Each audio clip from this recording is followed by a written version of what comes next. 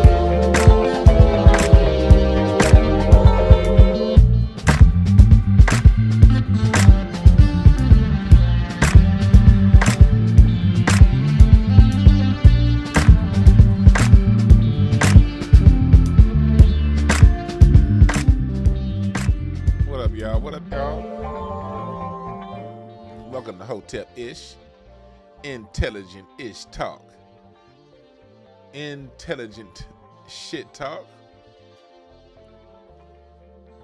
We're about to get up into this.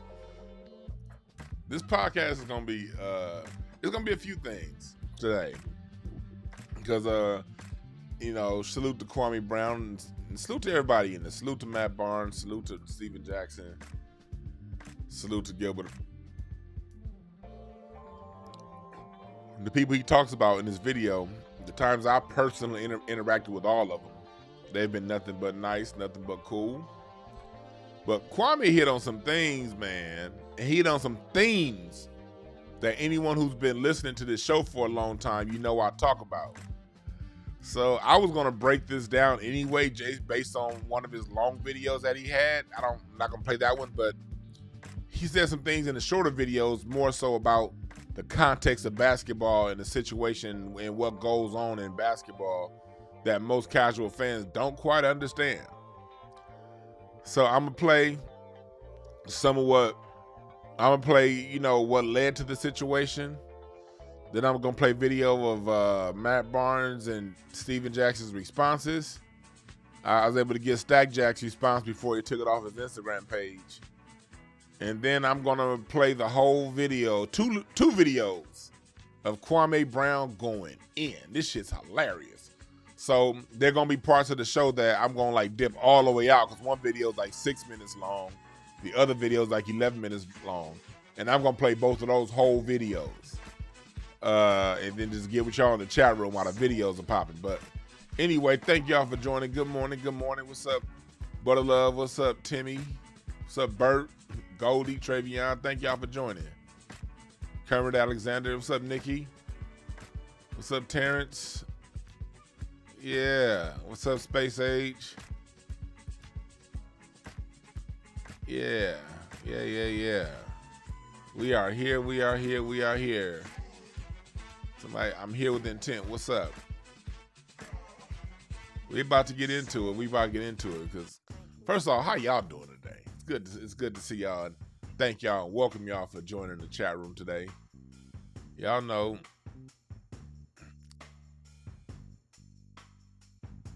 I got my t-shirts for sale still on the website, hotepish.com/apparel.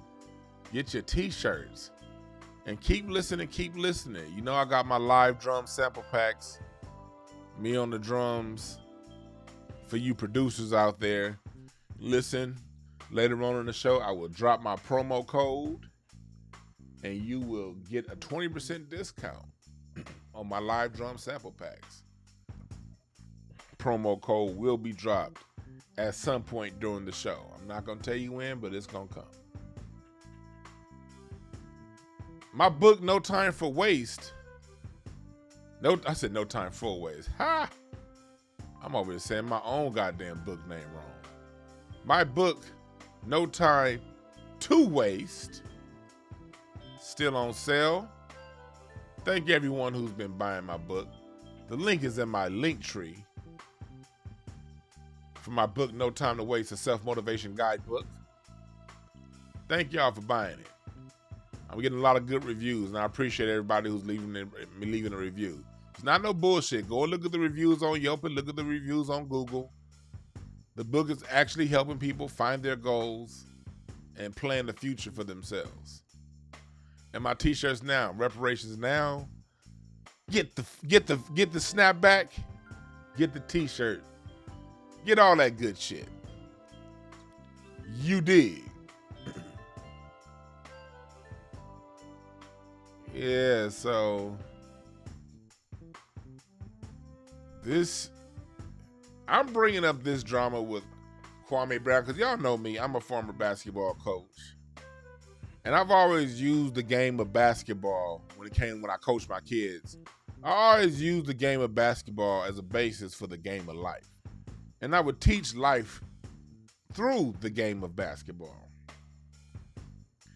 When to go for yours. When to sit back and trust your teammates. When to give other parts of the game that don't apply to stats. You know, how to set a good screen and why that's important.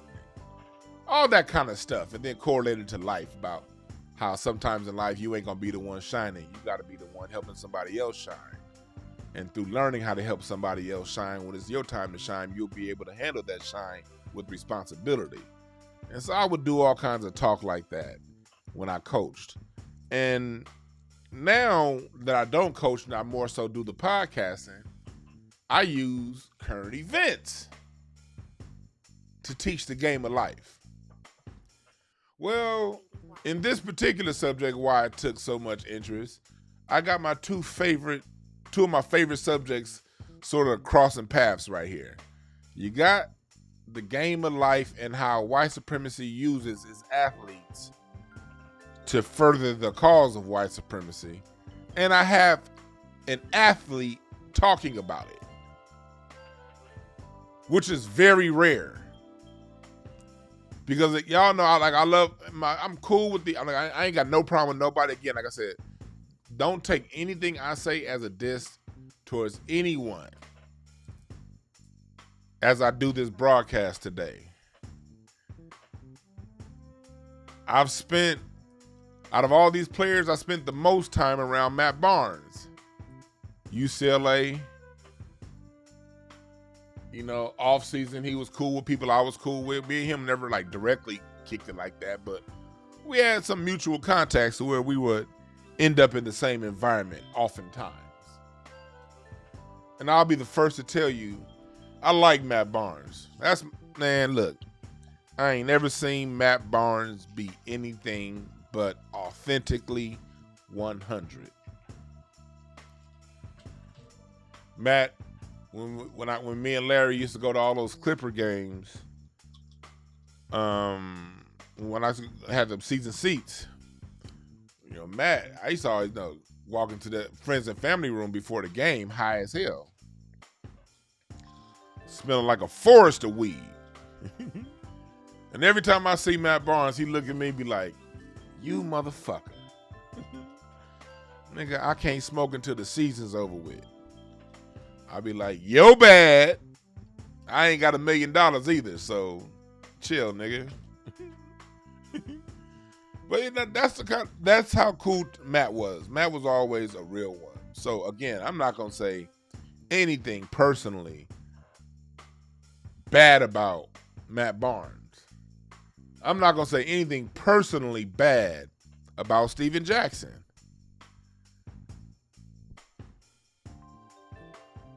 I'm not. I had a friend, that played on the Bobcats with him. And I've had very limited interaction with Steven Jackson, but the times that I have interacted with Steven Jackson, again, he's been nothing but 100. Because I'm going to say some things this broadcast. You know, well, I ain't got to warn y'all. Y'all listen to me all the time. I ain't got to warn y'all. But y'all know I'm going to say some shit this broadcast is going to be off the chain. But I'm letting you know right now, it ain't personal. Because in my personal interaction with these fellas, they've all been 100. I've only interacted with Kwame Brown a few times. I mean, one night we had it wasn't even a real interaction. It was just one night at the club. My table, a couple times at the club, because he's been in the clubs all the time. A couple different times in the club, my table happened to be sitting next to his table. And, you know, we say what's up. I run across him. So I'm not taking any sides to this. I'm letting the facts speak for themselves. But I will say this. If I knew Kwame Brown was like this when he played, I would have been a bigger fan. I would have been a much bigger fan had I known Kwame Brown had this much smoke. What are we talking about here? This is what we're talking about. And I'll get to y'all comments later, but this is going to be good. We're going to be here a good 2 hours today, folks. So buckle up. But I will let people know what's coming up. So if y'all people who don't want to hear me babble the whole time want to get to certain parts, I'm going to let you know right now what's going on.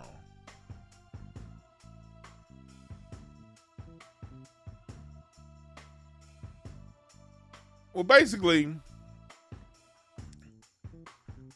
Stack and Matt were on their show on Showtime, and they were talking about things other than Kwame Brown that ended up turning into Kwame Brown. They talked about him once when Jeannie Buss was on the show. Kind of like marginalized his contribution to the Lakers. They talked about him when Gilbert Arenas was on the show. Marginalized his talent. And then on ESPN, Matt and Rachel Nichols kind of cackled about Kwame Brown and his contribution to the NBA. So we about to first get started. The first video I'm put up, my thing only lets me load a couple videos at a time. One video at a time. Okay, here we go. I'm about to load the first video up to show you what this all started over, how it all got really started.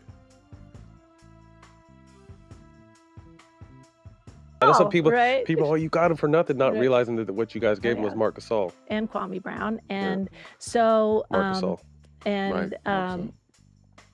oh, did you played with Mark? No, No? that was No. a one-man trade. You just used the name. The name was just there. So now we get Powell, we go on this run, and we end up in the NBA. So I mean, let me set this up for those of you. For those of you who know basketball, you know what happened.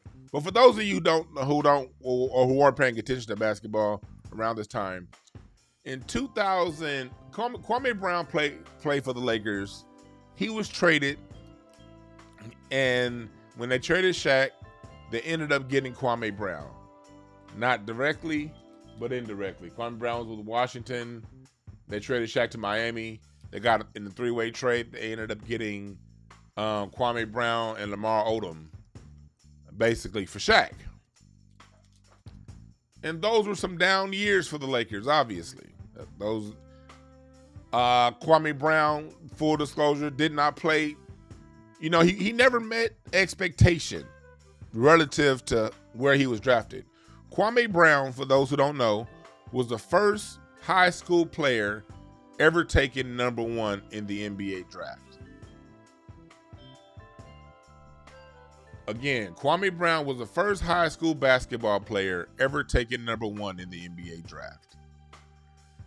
Michael Jordan selected him with the Washington Wizards, and then when you go and listen to one of Kwame's videos, when he was originally drafted, he was supposed to be drafted and traded to the Chicago Bulls for Elton Brand.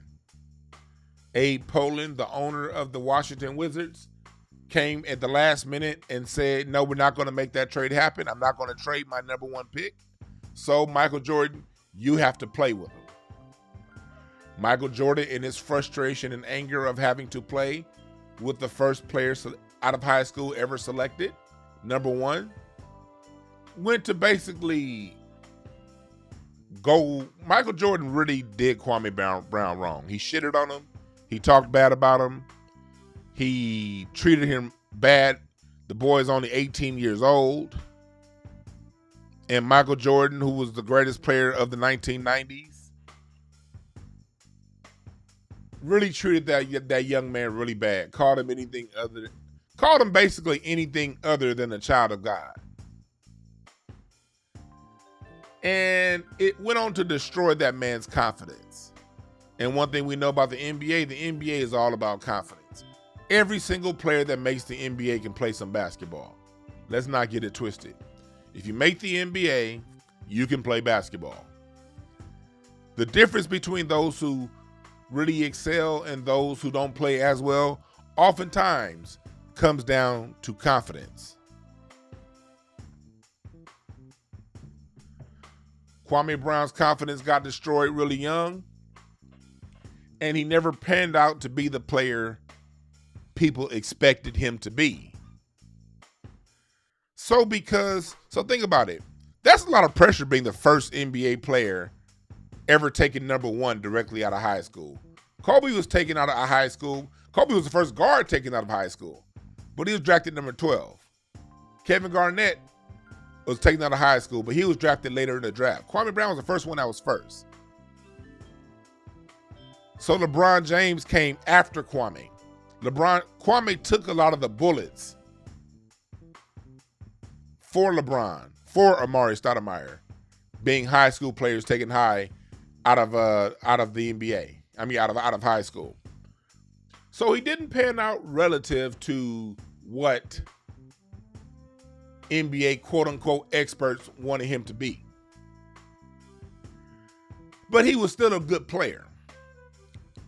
Me being when I would watch him play, I would oftentimes talk about how Kwame Brown, especially from about 2005 to about 2010, was probably the best one-on-one defender at the center position in the NBA. Yeah, I said it. Because a lot of you dumb niggas like, well, he only averaged so many blocks. Look, dumb niggas who think like that, stats don't equate to defense. If you play good defense, you won't get a stat because you were so well in position, the person you're guarding won't even have taken the shot because of how well you defended them right when they got the ball and before they got the ball. So Kwame Brown was really good at the things that did not show up in the stat sheet. Set great screens, play good defense, average rebounder.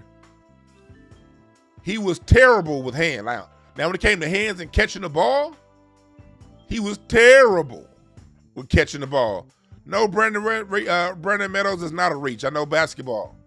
Not what ESPN told me, nigga. I coach.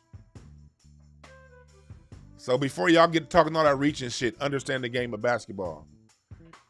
Because this ain't about stats and glamour shit. It's about basketball. Kwame Brown, I remember even when Andrew Bynum was young and coming up good offensively, they would bring Kwame Brown in to play that good, solid defense. He set great screens.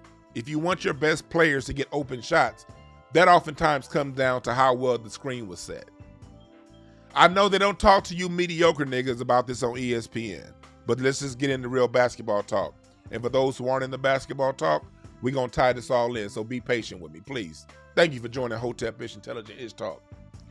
Mind you, one of my friends I used to coach with was actually a coach on the Lakers at the time Kwame Brown was playing. So this is the perspective that you niggas is getting. Somebody who, back when these things that Kwame Brown's talking about was going on with the Lakers, I would be on the phone with niggas after practice hearing these stories firsthand. So that's who the fuck you listening to right now. Back to the story. Kwame Brown was a very good defender, and that's why he stayed in the league for 12 years. The problem is when you're taking number 1 in the draft and you have the highlight of being the first player ever drafted by Michael Jordan, who happened to also be the first player ever taken from high school directly at number 1, you have these expectations. They expected him to be more like Kevin Garnett. They expected him to be what Anthony Davis is now, and he wasn't. So all the jokes on Kwame Brown come out of him not meeting the expectation of him being what Amari Stoudemire ended up being, what Pau Gasol ended up being, what Tracy McGrady ended up being. He was supposed to be on that level, and he never reached there. So all of the jokes, all of the downplaying Kwame Brown comes from that relative point of view. The nigga couldn't catch. The reason why Kobe had 81 points that game and 0 assists, I remember in the first half, Kobe dropped like 3 or 4 dump-offs to Kwame Brown. All Kwame had to do was catch it and dunk it, but the nigga fumbled the shit off his body out of bounds. Like, come on. I remember watching that game like, ugh. I remember turning that game, Kobe had 81 points off in the second quarter because I was mad. Kwame Brown and Smush Parker couldn't catch and make shit that game. They'd be like, God damn, nigga, catch the ball. He would get nervous with them hands. So that would be the frustration watching him play. But when it came to other parts of the game, the parts that, the intangibles, the part that make you win games, the important elements of the game, Kwame Brown was really good at. So I'm going to give him his credit for the parts that he was good at.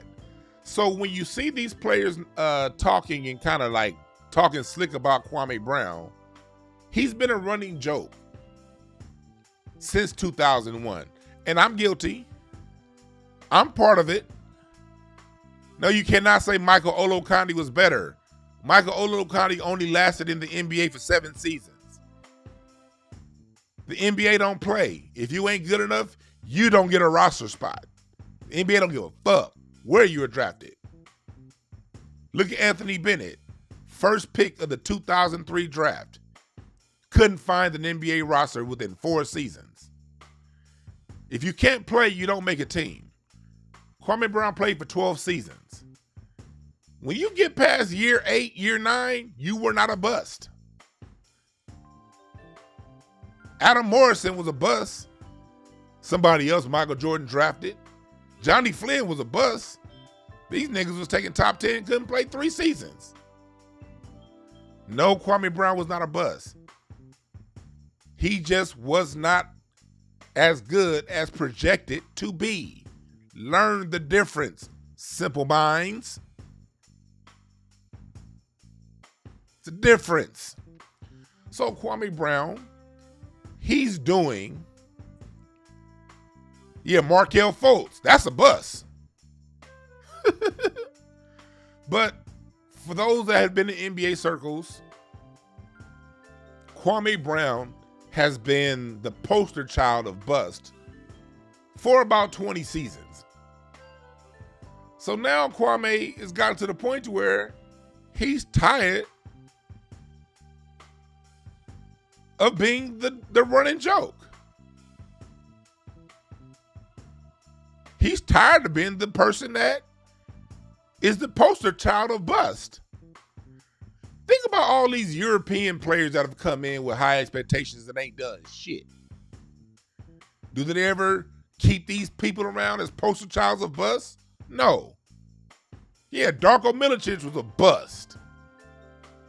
I was around Darko. Matter of fact, I was there the day Darko Milicic got traded to the Minnesota Timberwolves. I was actually in Minnesota the day Darko got traded from Detroit, where he busted out because this motherfucker Darko was taken ahead of Dwayne Wade and Carmelo Anthony. And Chris Bosh. Bust. I remember being in Minneapolis. Johnny Flynn was there, who was also a bust. And they had just traded for Darko Milicic. And I remember Darko walking in looking like, I don't be in this motherfucker. Yet people always have smoke for Kwame Brown being a bust.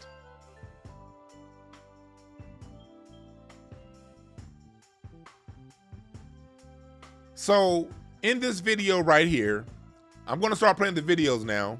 Thank everybody for joining and watching. We have 274 watching, only 97 likes. Get the likes up. Please share and subscribe, because here at Hotepish Intelligent Ish Talk, we not only tell the story, we get behind the story. You dig? And whoever disliked that, they only mad, nigga. You only mad because your mama's calling you into the bedroom for a smash session again. You wish you could date somebody other than your mama, but you ain't got the game for whoever that was that hit the dislike button. You wish you could smash something other than your mama, but incest is your only way to the woompty wamps. Because real women don't like your ass. They're like, nigga, you weird. So you down for you somewhere in the rural side of town smashing your cousin.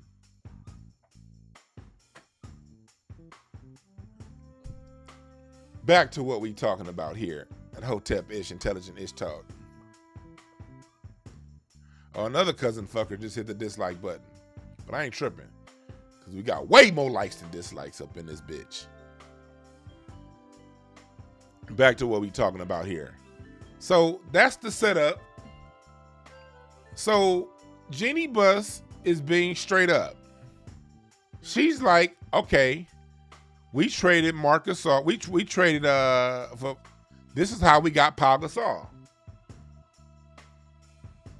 Oh yeah, so it seemed to be, that was a major bust. That nigga was 7'3" and couldn't do shit. But so Jeannie Buss is talking about them making the trade for Pau Gasol. And she's going around talking, and no, she's being straight up. And so this is what got it kicked off, because mind you, on the next week, Gilbert Arenas starts talking shit about Kwame Brown with these two. So look at it. I'm gonna play this video again, and then you can get the basis to why he like really got pissed off. Some people, right? oh, you got him for nothing, not Right. realizing that what you guys gave him was Marc Gasol. And Kwame Brown. And so She says, and Kwame Brown. Matt Barnes said you gave him Marc Gasol. Mind you, take you back to when the trade happened. When the trade happened, the news was Kwame Brown for Pau Gasol, and everyone was mad, basically saying the Lakers got Pau Gasol for free. Those of you watching basketball back in 2008, you remember this. February 2008, Kobe went on the radio rant like, "Nigga, we need some trades in this motherfucker." The Lakers traded, and everybody's like, "Oh, that was messed up." Jerry West, because Jerry West was the GM of the Minnesota Grizzlies at the time, and they were like, basically, no one even knew who Marc Gasol was at the time. So for Matt to even say it like that, that was very disingenuous, and that's where Kwame Brown's coming from, because at the time, Marc Gasol was drafted by the Lakers like at the 50th pick, somewhere way, way late in the draft. This off the top of my head, people, so don't hold my numbers. All off the top of my head. I told you I'm a basketball nerd. But Marc Gasol was drafted in the second round, but when he was drafted, he stayed in Europe. He went to go play in Europe because he was chunky. No one thought he'd be any good. Marc Gasol at the time in 2008 was Pau Gasol's chunky little brother. Nobody knew he'd be dope. So the whole talk about that trade was the Lakers got Pau Gasol for Kwame Brown. So for Matt to even say it like that is disrespectful for those who knew better at the time. Oh, you got him for nothing, not Right. realizing that what you guys gave him was Marc Gasol. and Kwame Brown. And so Marc Gasol. and Right. Look, there's a tap, Marc Gasol. Saw Matt did that, Marc Gasol. Then he tapped Stack Jack. That right there is the part that pissed off Kwame Brown to high heaven. Oh, do you played with Mark? No, No? that was No. a one-man trade. You just used the name. He was the name was just there. So now we And so you hear Stack Jack. He says it on the show, no. That was just a one-man trade. Very disrespectful. The man's out of the NBA, and I get it. I like cracking jokes, so I'm not going to go too hard on them. But the way Kwame Brown came back and their response to them is where I have an issue. And we're going to play all those videos. So this is the part that's really pissing him off right here, this exchange. how we go on this run And you see him we laughing. end up in the NBA final. All right. So you see what the basis of why he's pissed. Another reason why he's pissed is because on the next show they talked to Gilbert Arenas, and I couldn't go right back to the spot where they got him because shit, I was busy as hell. So you niggas can go and look up All the Smoke, watch the episode with Gilbert Arenas, and he's talking about his time in Washington, his time as the #1 guy, and Kwame Brown being there. And they go into talking kind of shady about Kwame Brown. And then the next day, I mean, a couple days ago, Matt Barnes goes on ESPN, and he's on there with Rachel Nichols. And Rachel Nichols sort of asks him to brings up the situation with Kwame, and they get to cackling with Rachel Nichols. So this is the kind of the scenario going on around this whole thing. And we're going to get into teaching once you see the rest of these videos. So I'm gonna go here to this video next. And this is going to be Kwame Brown's response to everything going on. For those of you taking time, this next video I'm about to play, let me see how long it is. It is 6 minutes. I am about to play the full 6-minute video uninterrupted, and then we gonna get back to talking about this. Watch this video because it's fucking hilarious. This was taken from Kwame Brown's Instagram account.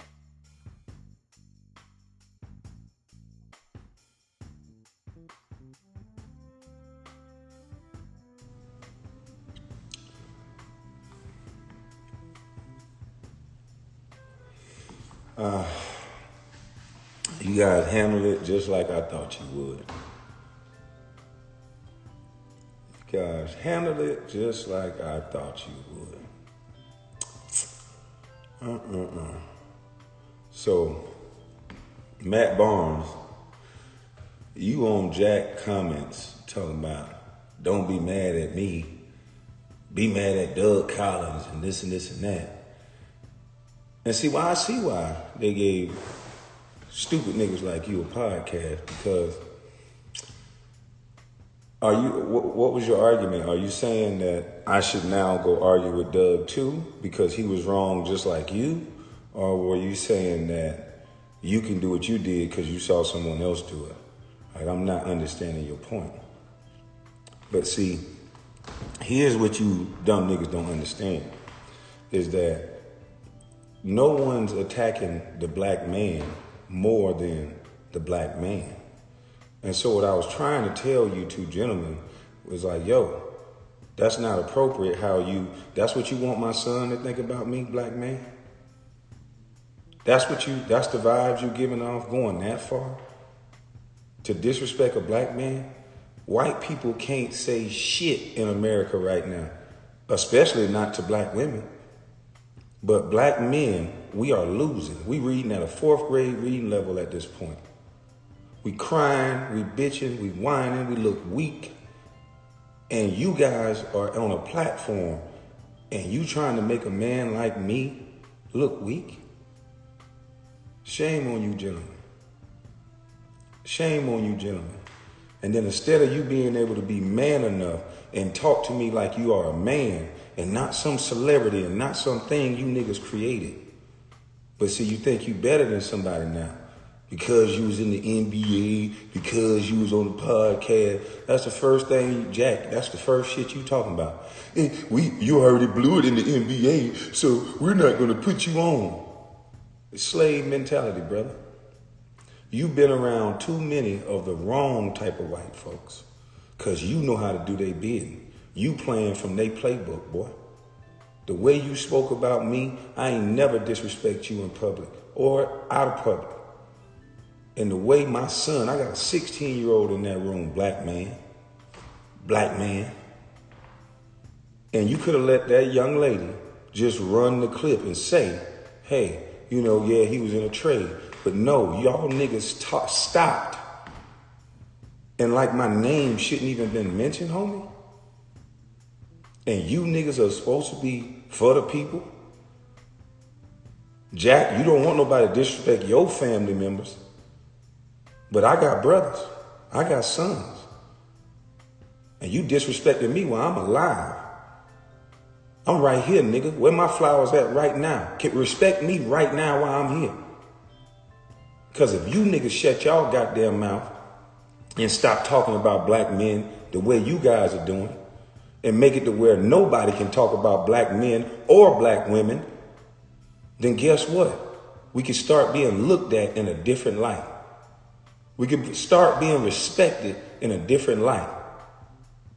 But no, kudos to you two ignorant niggas. You responded just like your white daddies pay you to respond. Keep some negativity going. Because any regular, normal person understood. The average normal person understand, dog, Dirty wasn't fucking with y'all. Why you had to say it like that? Okay, you don't agree with this nigga game. You think he a buzz. You think you might have supposed to be the number one pick. Whatever you think. But nigga, not in front of them, nigga. That's why I say, me and you type of niggas, we ain't the same type of niggas. And Matt Barnes, you got a real disrespectful tongue, Becky with the good hair. You a finger wave nigga. You shut your bitch ass up. You ain't like us. You can code switch, nigga. You can go jump in a meeting and start talking like fucking Urkel, and they'll forgive you for your tattoos, boy. You don't know what the fuck you talking about. You just confused, nigga, because you wasn't black enough and you wasn't light enough, nigga. Which granddaddy didn't like your bitch ass? Fuck you mean? I know your kind, nigga. You don't never supposed to disrespect a man like that, and then when a man come at you and tell you, hold up, bro. That ain't what you supposed to be doing. You niggas double down on it like somebody needs you niggas. We not gonna put you on. When the fuck you niggas ever put anybody on? Niggas need to watch y'all motherfucking mouth. Y'all niggas sad. It's sad how white folks have trained you niggas to only argue, talk, and disrespect black males. It's all you niggas do. Tell me when I lie. Y'all start watching the rest of their goddamn episode. All them niggas gonna do is pick another black guy and they're gonna disrespect them in ways that white people can't do. You just a white boy in blackface. You niggas have a nice day. I'm tired of talking to you niggas. We don't think the same. So just because you got pretty cars and pretty shit, they always give you type of niggas that shit. You know, your kind of nigga. But we ain't the same kind. You just faking, hiding in crowds, nigga. Y'all have a good day. Well, damn.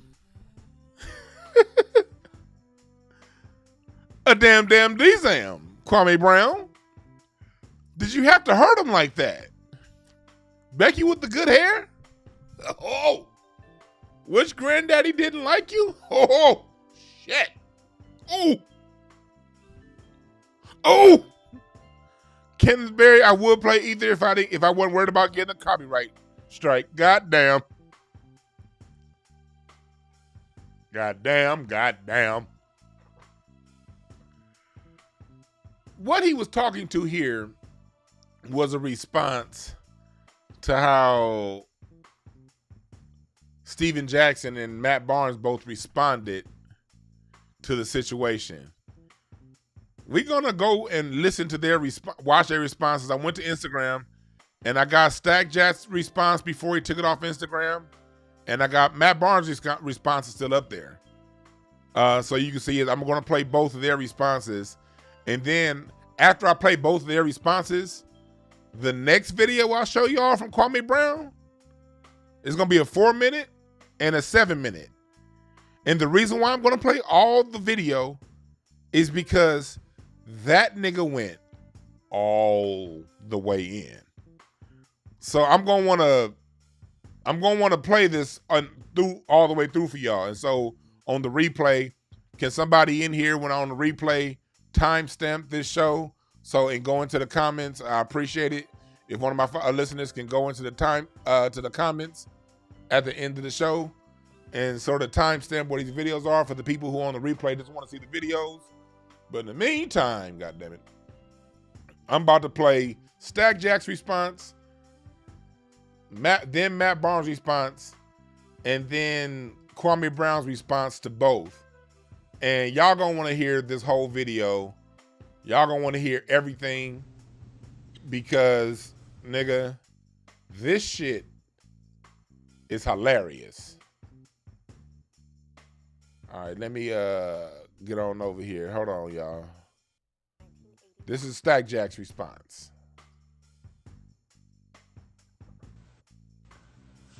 Assalamu alaikum.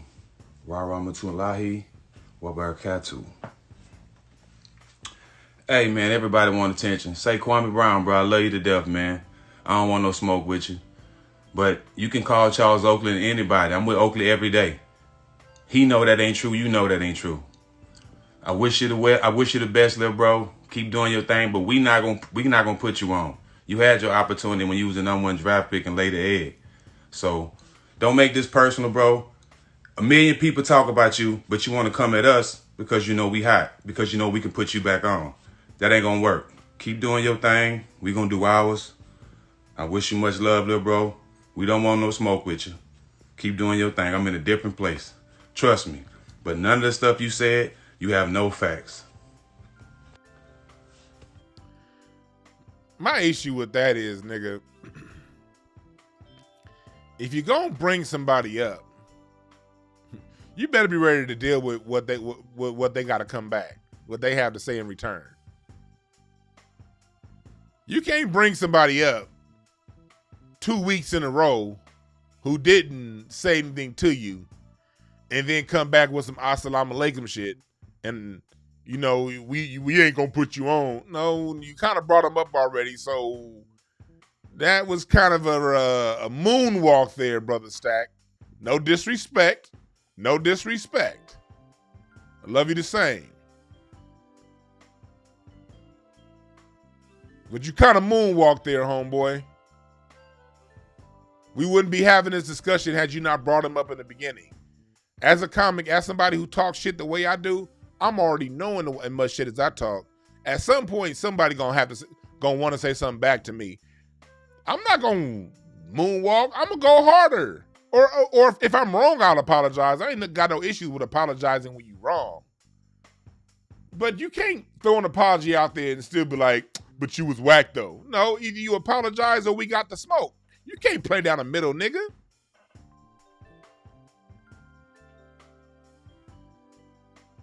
Here's Matt Barnes' response. Assalamu alaikum. Now let me get to Matt Barnes' response. And then after I get to Matt Barnes' response, we're going to play Kwame Brown some more. Coach. So I was busy this weekend coaching, so I kind of missed the whole shit going on the internet. This kind of Kwame Brown shit. I was confused because I never said nothing about dude, but obviously coming for us or coming for me or coming for us, you know you're gonna get attention. I think that's all you were searching for. Bro, you've been getting made fun of since you came in the league for not living up to expectations. People laugh and joke about you all the time. Me, I didn't do that. Never laughed, never joked, because I don't talk about people like that. So I asked my team, like, yo, what did I do? Did I miss something? I know I'd be high out here, so did I miss something? And they said, I tapped Jack's knee when something was said. So if that's what got you mad, me tapping somebody's knee, you need a hug, bro. But before all this shit even got moving around, once I heard you talking shit, I DM'd you like a man because I felt if something I really said, we could talk about it. But you chose to ignore that and take the shit to the internet. So, I mean, again, if you want to be mad at anybody, be mad at MJ for believing in you and picking you number one. I didn't do that. I don't know you. I never talked about you. I tried to come to you like a man. You chose to go on the internet. So, it is what it is. Straight up, it is what it is. Funny guy. Oh, Matt Barnes comes with I'm gonna play innocent route. I don't know why you mad. I just showed you guys a video. Matt Barnes, look, I ain't got no personal issues with Matt. He ain't been nothing but 100 every time I've been around him. So again, this ain't nothing personal with Matt. But we use here at Hotepish Intelligent Ish Talk. Thank you for the Cash App donation, Romano. I appreciate that. But here we talk about scenarios and we talk about life around the scenarios that we see. If you gon' throw stones, stand up to the stones that you throw. Jenny Bus, you purposely X'd out Kwame Brown when talking about that trade. When we all know all the headlines, all the talk was Kwame Brown traded for Pau Gasol.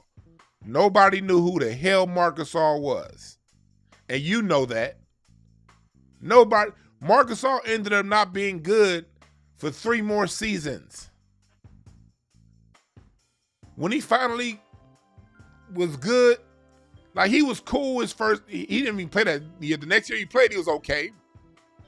But it wasn't until about 3 seasons after that trade where you saw Marc Gasol turn into the Marc Gasol that we all know who he is now.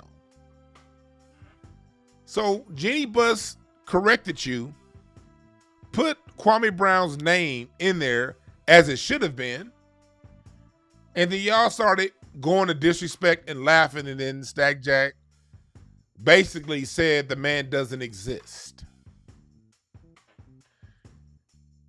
And it's funny too because it's not as if Matt and Stack were like all-star players. Y'all were role players. Y'all were dope role players, but y'all were still role players. How would you feel if LeBron, Kevin Durant, Tracy McGrady, and Kobe and Shaq were all having a conversation, and then someone brings up Matt Barnes or Steven Jackson, and they be like, okay, yeah, well. Because both you brothers, too, at different points in your careers were throw-ins. Steven Jackson, you were taken out of high school. You were considered a bust out of high school. You had to go play in Europe. Kwame Brown never had to go leave and play in Europe and come back.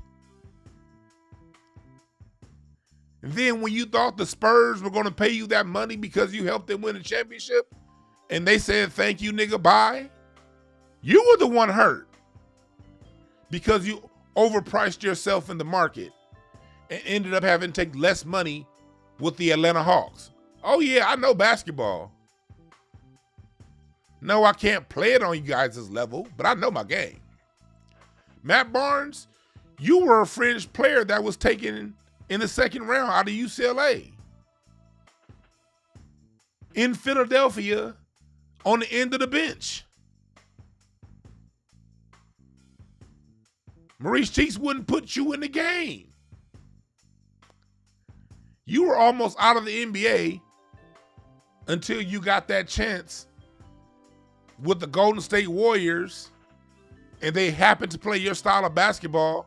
You got that chance with the Phoenix Suns and you got on a team that reflected your style of play, and then you ended up making a cool career for yourself.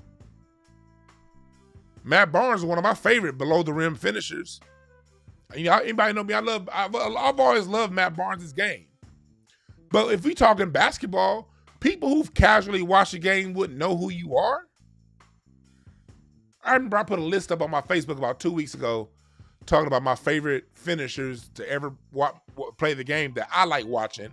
And I put Matt Barnes in my top 5 in my favorite below the rim finishers because he could finish with either hand at any speed. He could be going fast. It didn't matter how fast he was going to finish. And then other people came in and was like, how you gonna put him on the list next to Michael Jordan? And they started shitting on Matt Barnes. And I was like, man, we ain't gonna shit on Matt Barnes because he wasn't Michael Jordan. He was great for who he was.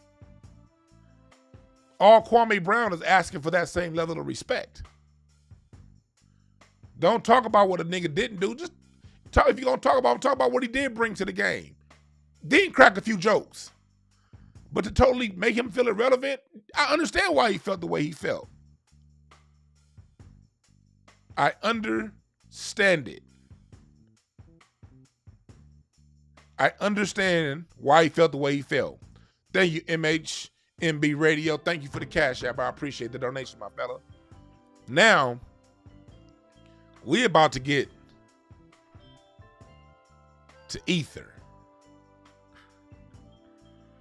I'm about to play 2 videos. It really is one long recorded video, but some idiot called me in the middle of me screen recording this video, so I had to stop the video and pick it back up. So what I'm about to play really is a long video, but I'm gonna play it in 2 parts. The first part is about 4 minutes. The second part's about 7 minutes. And you are about to hear some real ether. Because Matt, you a good dude, no issues with you, but you wasn't being 100 in your response, brother. You talked about that man, you disrespected that man, own it.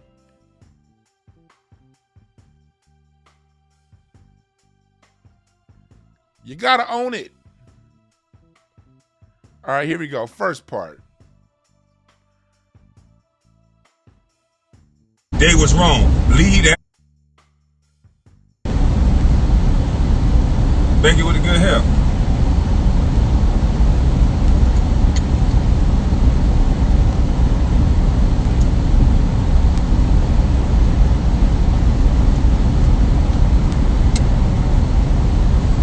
So every time I try to go on YouTube now, I can't get on YouTube. It's throwing me off of YouTube. Boy, they love to block people that tell the truth. So, Becky with the good hair, you went to work today. You went to eat to your white mama, Rachel Nichols, who I know very well, who, if you look at the timeline of when I was a teenager and when I was in DC, she was right there and she was interviewing me. And she was very disrespectful herself. So it would make sense that they put Rachel Nichols there to ask them little black boys in front of white mama what it is you think about this guy. And then Matt Barnes, your response was so corny. Really, Becky with the good hair? You really telling me you don't know what happened? You don't know why? When you stop, boy, you love showing out in front of them white women, don't you, boy? When you stop Miss Jeannie Buss from saying what she was saying, which she was saying something factual, it don't have nothing to do with me being angry, sir. It has everything with me exposing the hypocrisy and how you fake niggas get a position and you do white people bidding, nigga. All you, Jack, and all you niggas do is talk about black males all day long. That's all you do. Now you on ESPN talking about another black male that you won't have a conversation with. You went and sat up there in front, and then the other nigga, what do you have to say, Richard Jefferson? I don't have anything to say. I ain't gonna say nothing about you because you ain't had nothing to do with this. But boy, they like niggas like y'all. No connection to nothing. Just all disrespectful. You want to sit up here and act like you don't know why somebody would want to call you out. As if you some perfect ass nigga. As if you was the best nigga in the league or something. You role-playing ass, angry ass punk. You sitting here acting like you was like that or something. Because you done made friendships and you kissing ass all day, nigga. I don't like the way ass tastes. So I be by myself in the same truck Jack talking about I drive. Yeah, I sure do drive trucks. You not even that smart, are you, boy? You gonna disrespect half the people that drive trucks and you from Texas? See, that shows your level of education, you stupid motherfucker. But I told you, you niggas barked up the wrong motherfucking tree. And instead of somebody tapping you on the shoulder and telling you, leave that there boy alone. Whatever they told you about that one, they was wrong. Leave that.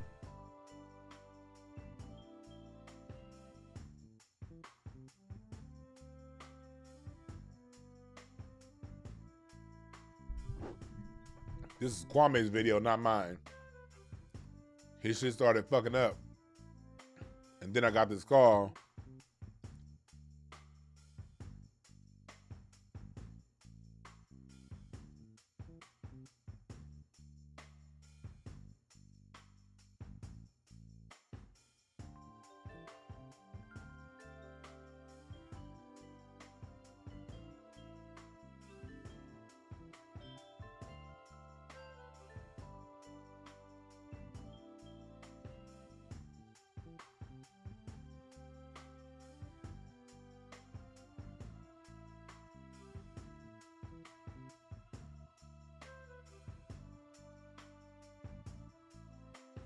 Coon Central, ESPN, Fox, any of them sports networks. I knew back then because I used to want to work for ESPN until one of my friends actually worked for ESPN. And I saw how you got to tap dance in order to get a job there. And he's right. In order for you to get a job at those places, you got to talk about black men. They don't talk about you. I'm gonna give you guys a homework assignment. If you can stomach it, watch ESPN, Fox Sports. You choose the mainstream show, and wait and see if you find them say anything negative about a white coach or a white player. When they speak about the coaches or they speak about a white player, they only talk about the sides of their game that's good. They never rip them down. Let's listen to the rest of this Kwame Brown video.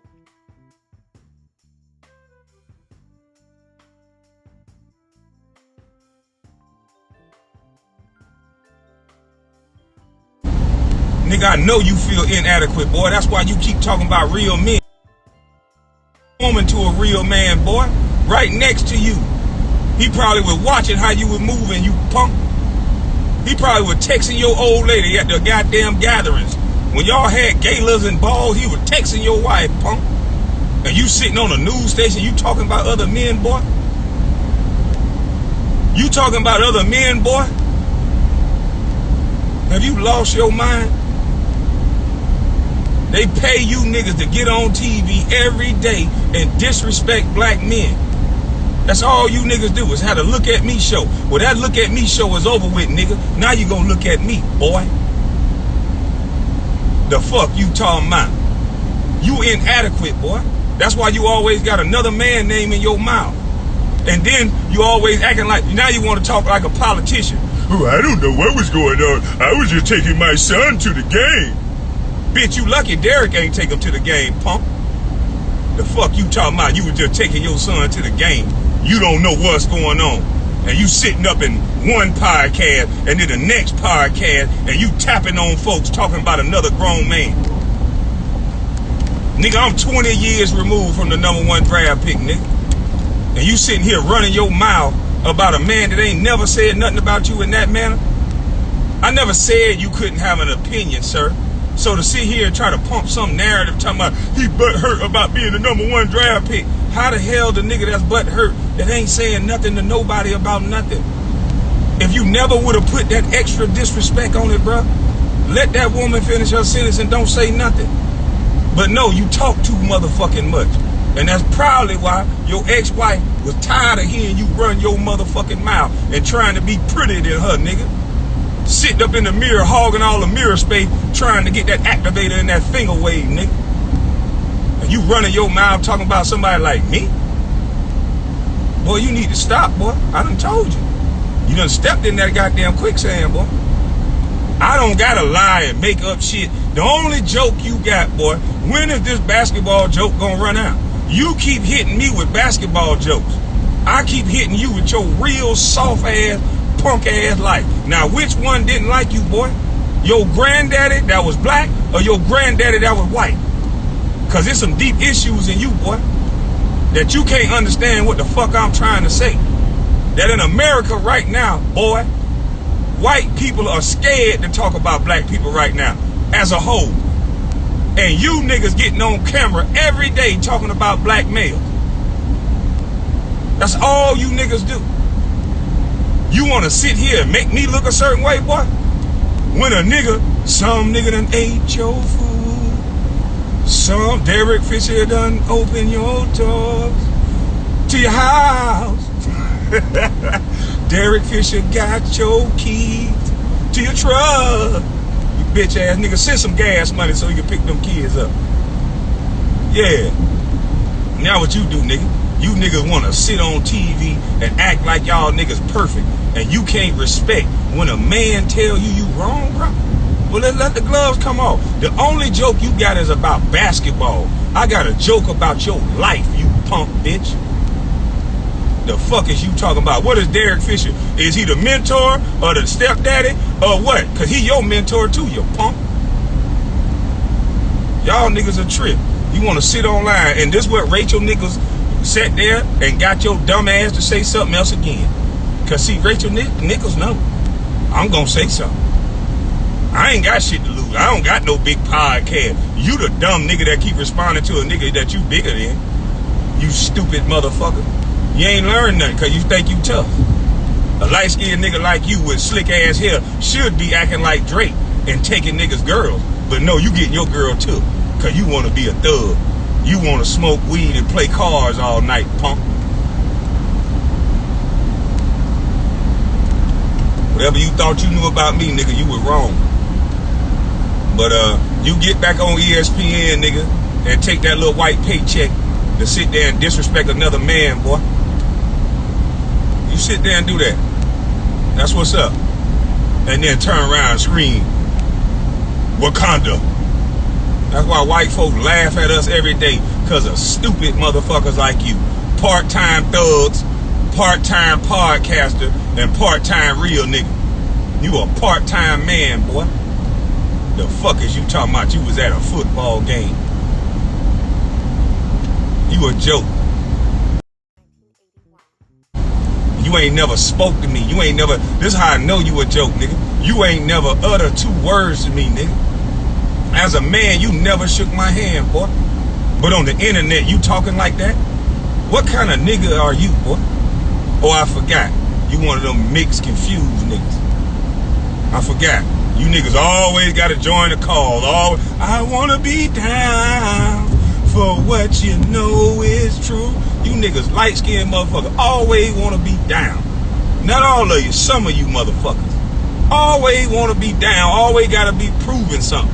Punk motherfucker, you wasn't black enough and you wasn't white enough. You stuck in the middle. Stuck in the middle, yeah.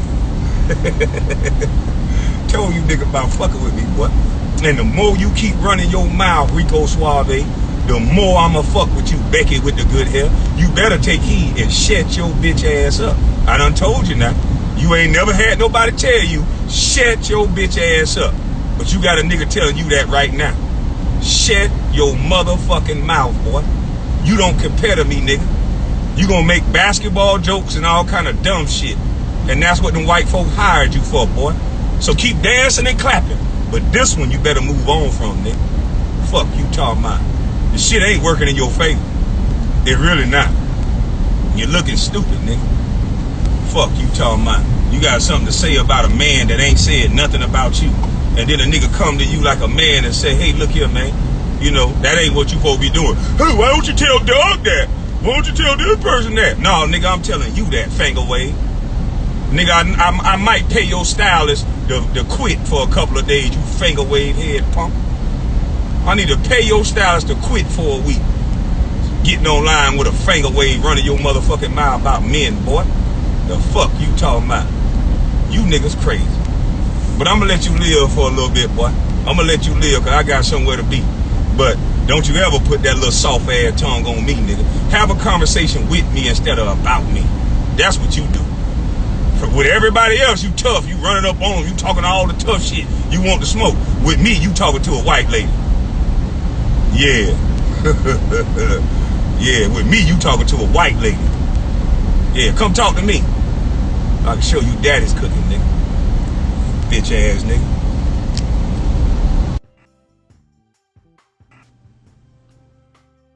Well, damn.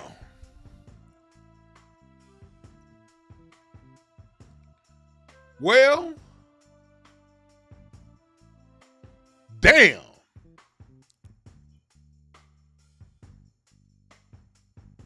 Woo! That nigga said, I'm Geechee. And we all know them Geechees do not fuck around. Damn.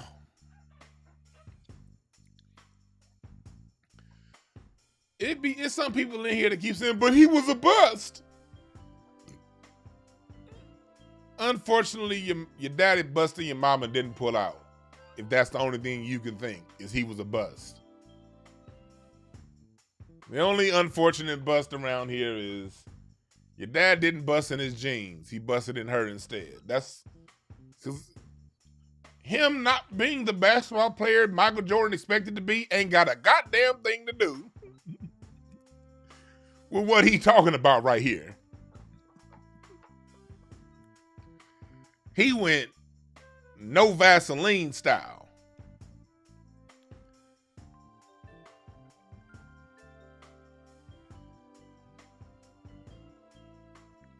Kwame hit on some themes that I want to talk about here. Again, he has another video. Go to his page. His YouTube page is Bust Life. He embraced it. Kwame Brown's YouTube page is Bust Life. Go to his page. He did a full video on this. He did an hour and 15 minute by himself. Of course, I wasn't going to show no damn whole hour and 15 minute video. But go to his page and you'll see him address all these topics. One part in particular that he addressed on his show, it was when he was addressing Gilbert Arenas, and he was talking about how like all of these players smash the same woman, date the same woman. That's very true. Matter of fact, if those of you, my loyal listeners, on my last broadcast about the gentrification of sports, I went into that. And I've talked about this same topic plenty of times on this broadcast about how your NBA player, your average NBA player ain't nobody you want to follow. These motherfuckers is mindless. They don't think. And when they do talk, they say whatever is approved of by their white paymasters. So that's what he's getting at when he's talking about, I appreciate the subscription, Jay Sanders.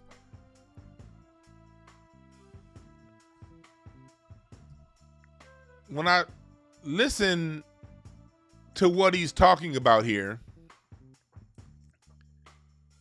he's talking about, what's the essence of what he's saying here? The essence of what Kwame Brown is talking about here is black men being used by their white paymasters to disrespect other black men. That's the crux of the issues he's talking about here when he speaks. And we all see it. Let me give you an example. And again, we've talked about this on other videos that I've done about sports. When I've had my different athletes on this platform.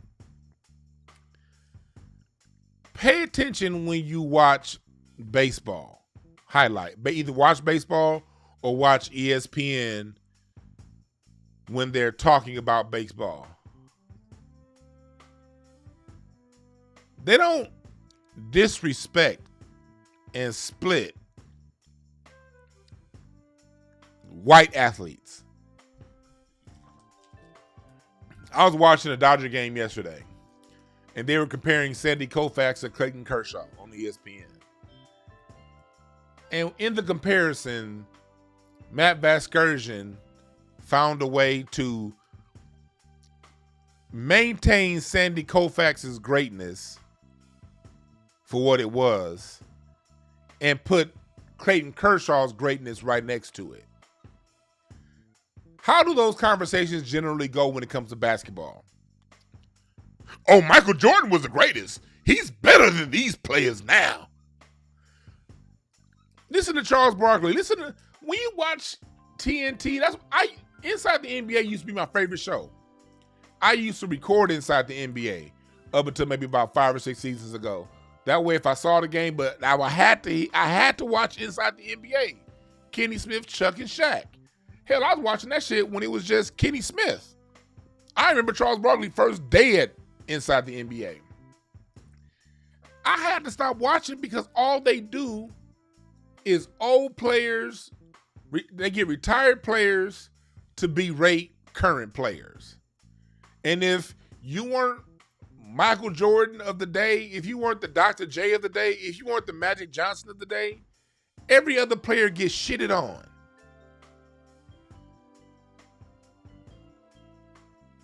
Like, we missed a whole couple good generations of basketball players. Nick Van Exel, T-Mac generation, the Chris Webbers of the world, the Rasheed Wallaces. Great basketball players who never get their due because they weren't LeBron, they weren't Kobe, they weren't the best of the best. So if their names do get brought up, they're brought up and they're marginalized. This has been a long-standing problem with basketball coverage. Hell, that's the reason why Kevin Durant don't talk to the media anymore. Kevin Durant don't talk to the media because he used to be the guy who used to talk to every reporter in Oklahoma City, and then the minute he had the injury, the paper started talking about him faking an injury. So he stopped talking to the media. And a lot of black players stopped talking to white media. So what ESPN did was they got smart. They said, we white reporters can't say everything we want to say about these niggas. But we do know there are a lot of niggas out there that will take money to shit on other black people all day, every day. And that's basically what ESPN and Fox Sports has become. Watch football. When they talk about the greatest quarterbacks of all time, they may say Tom Brady's the greatest now, but do you ever hear them shit on Joe Montana to make Tom Brady look good? Do they ever shit on Dan Marino to make Peyton Manning look good? We can take it to tennis. Do they ever shit on Pete Sampras to make Rafa Nadal look good? Do they ever shit on Andre Agassi? Do they ever shit on any of these other guys to make the other one look good? Let's take it to NASCAR. Y'all know me, I'm a sports fiend. I watched a little bit of NASCAR. Dale Earnhardt Jr. was a bust. Let's just tell the flat out truth. He was supposed to be the guy for his generation. He was Dale Earnhardt Sr.'s son. But Kurt Busch is the one that came around and won all the Daytona 500s. Kurt Busch is what Dale Earnhardt Jr. was supposed to be.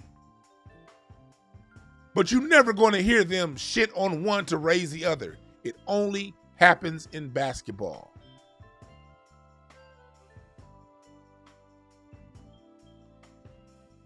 It only happens in basketball.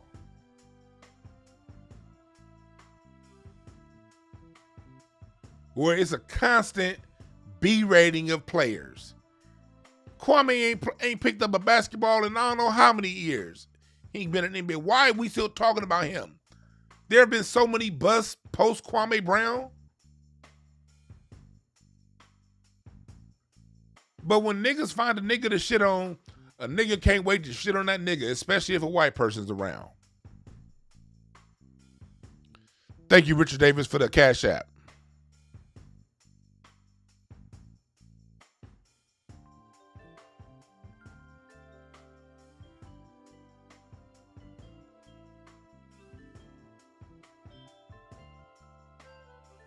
They like to shit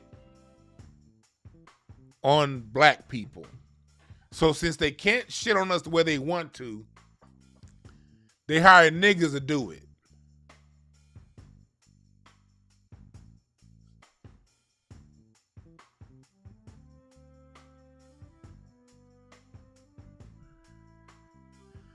Again, anybody still bringing up draft status when we talking about this bigger topic? I wish your dad busted in a napkin and not in your mama, because we don't need that bullshit in this chat room. Focus. It's a bigger story going on here.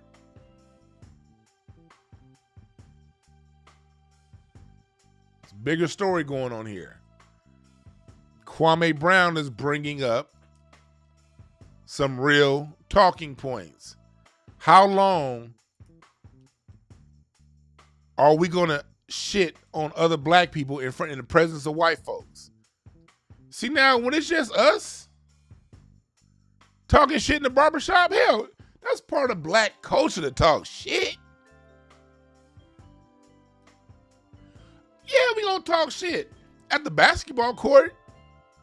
Yeah, we gonna talk shit amongst ourselves. But when you go, part of being on cold as a black person is no matter what issues I have with another black man, another black woman, I'm never going to air those issues out in the presence of white people. White folks, or if there's a white audience, no. Because I don't want to talk about this shit, first of all, because you're going to think you have an opinion that's worth me listening to. And if you're white and it's a black issue, you ain't got shit I want to hear. Unless you're talking about, here's some reparations money for where my family and fucked up. Anything short of saying, here's some reparations for what we done to fuck up your situation, a white person can't say shit to me.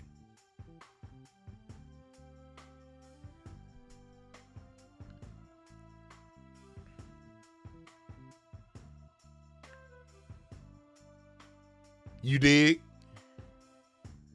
You're right, Emax. Stephen A. Smith is one that started a lot of this shit. Non-foundational black American Stephen A. Smith brought his ass over here from the Caribbean, and all he do is berate players.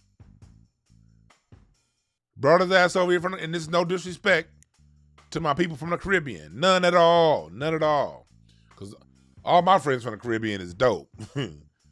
But it's some of y'all weirdos out there that I don't fuck with. And let me tell you a quick story about Stephen A. Smith. I remember I was at Staples Center one day. I'm in the tunnel before a Clipper game. Clippers versus the Boston Celtics. This one, Kevin Garnett was still part of the Celtics. And Stephen A. Smith walks up to KG, was like, hey, yo, KG, what's up? I saw KG look back at Stephen A. Smith and say, man, fuck you. We don't fuck with you like that. And walked away. This is like 2011. He said, fuck you, man. I don't fuck with you like that. Walked off. I turn on ESPN that night, and what do I hear? What do I see? I see Stephen A. Smith, turtle head-shaped ass, on TV lying, talking about, when I was down at the Staples Center earlier, man, I talked to my boy KG, and KG said that he's ready. KG said that, man, if they face the Clippers in the playoffs in the finals, or if they face the Lakers, man, he's ready. And I was looking like, well, maybe y'all had another interaction. I wasn't there though. I only saw that one interaction. They may have talked later, but from what I saw, KG was not fucking with Stephen A. Smith. Because Stephen A. Smith does that. The reason why they had to remember back then, Stephen A. Smith used to be a correspondent. They used to send him to games and he would talk and interview players. The reason why you don't see Stephen A. Smith interviewing players like that anymore is because the players don't fuck with him.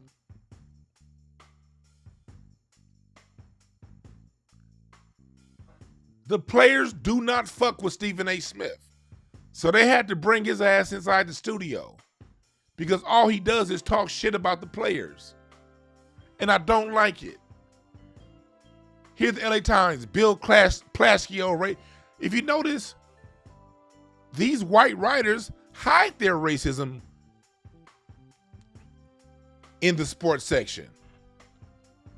You'll see the same writer never say anything disrespectful or bad.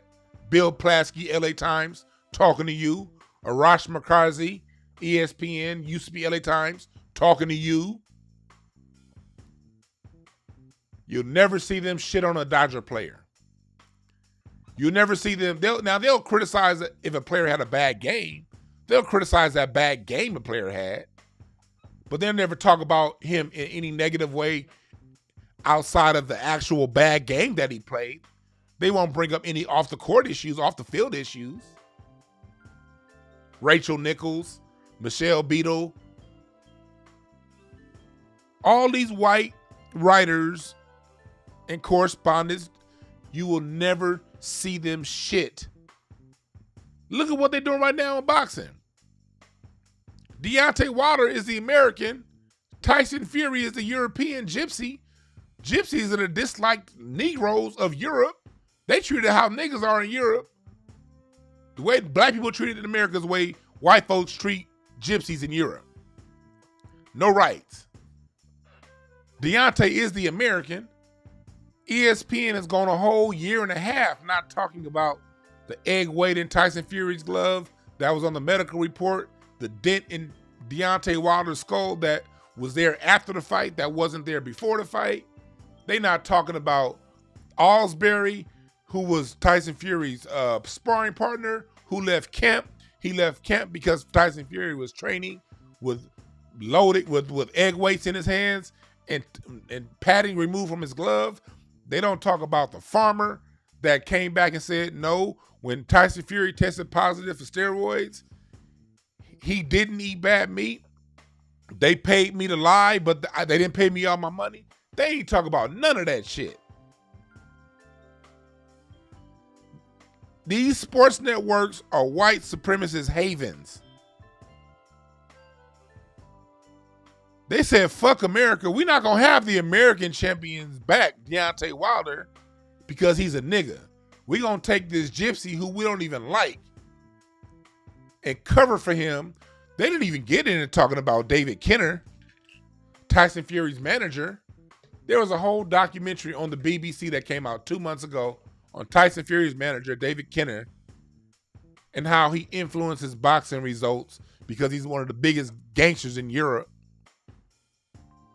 Now that Tyson Fury has been ordered through arbitration to fight Deontay Wilder, ESPN is acting like they didn't know what was going on the whole time. Tyson Fury been running because these sports networks don't shit on white athletes, even when there's all that to shit on.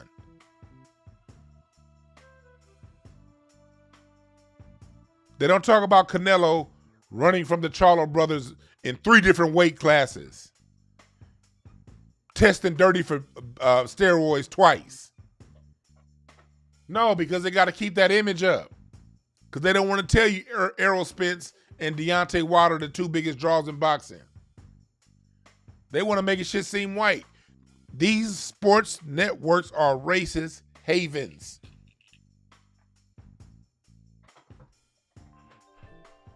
And that's what Kwame Brown is talking about.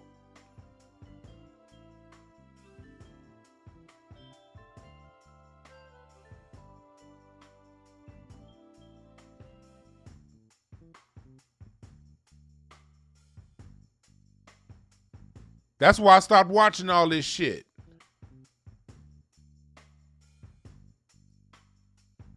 That's why I stopped watching all this shit. It's Coon Central.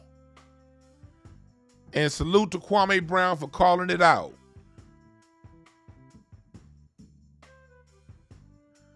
Salute to Kwame Brown for calling it out. Because he's right. They can't say anything bad about us if we don't say anything bad about us.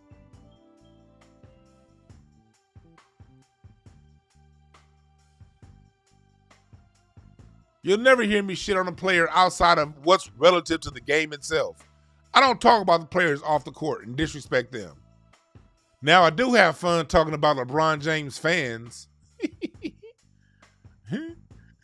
And people with good ears can hear the difference.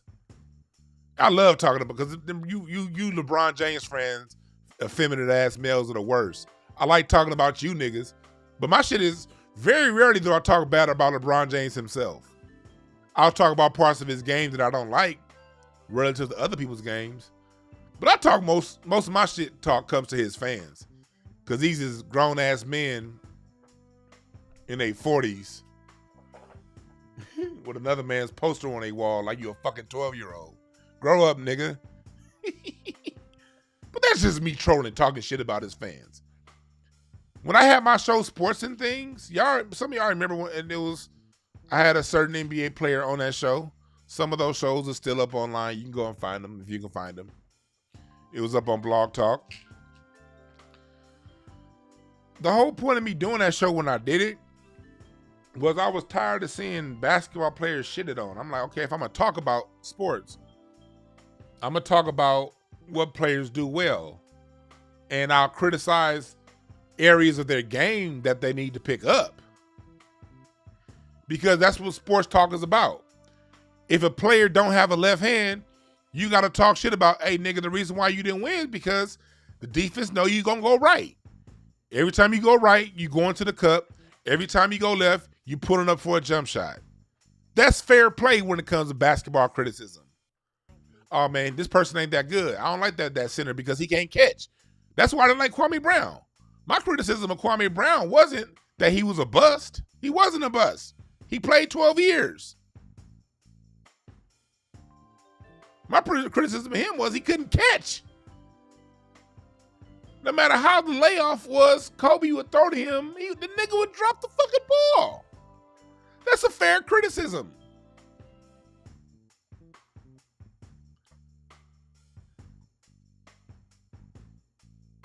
And the comment in the chat room is the reason why y'all see exactly why I clown Bron friends. You're 18 and he's still the king. Well, if he was a king, nigga, why is he in the play-in? If he was a king, why did he let Kevin Durant rain them threes on his ass in his building 2 years in a row? If you the king, why the player that you... See, this is how you criticize a player. If LeBron James is the king, why is it that your defensive matchup won 4 different finals MVPs? Andre Iguodala, that was your defensive matchup, 1 MVP. Kawhi Leonard was only in his 3rd or 4th fucking season. That was your defensive matchup, king. Why did he win the MVP? Kevin Durant, that was your defensive matchup. Why did he win 2 straight MVPs in the finals on your ass? See, when I talk basketball, I talk about it relative to what goes on the court. All that off the court shit, all that narrative shit, I leave that to you gossip girl niggas. You niggas that paint your toenails pink while you watch basketball. Y'all the ones going around quoting stats. And, ooh, I love this player because he's such a good father. Nigga, your camel toe is sticking out your jeans. Man up. Watch sports for the sports itself. All that extra shit, get that extra shit out of here. We talk sports, let's keep it a buck on the court.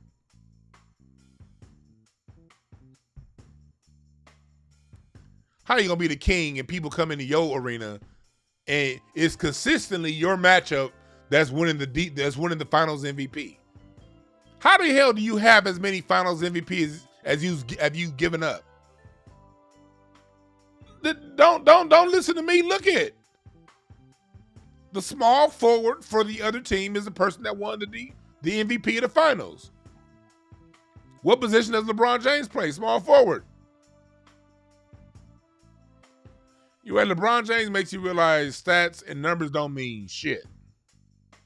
But again, y'all know LeBron ain't my favorite player, but my criticisms of LeBron are all based on what happens on the court, and it's relative to other great players on his level.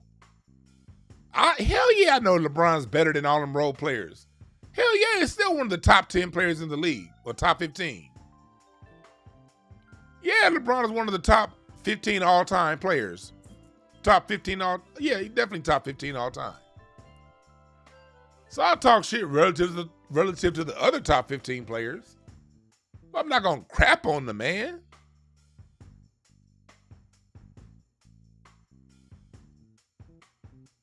But when it comes to basketball sport talk, these cats like to shit on people.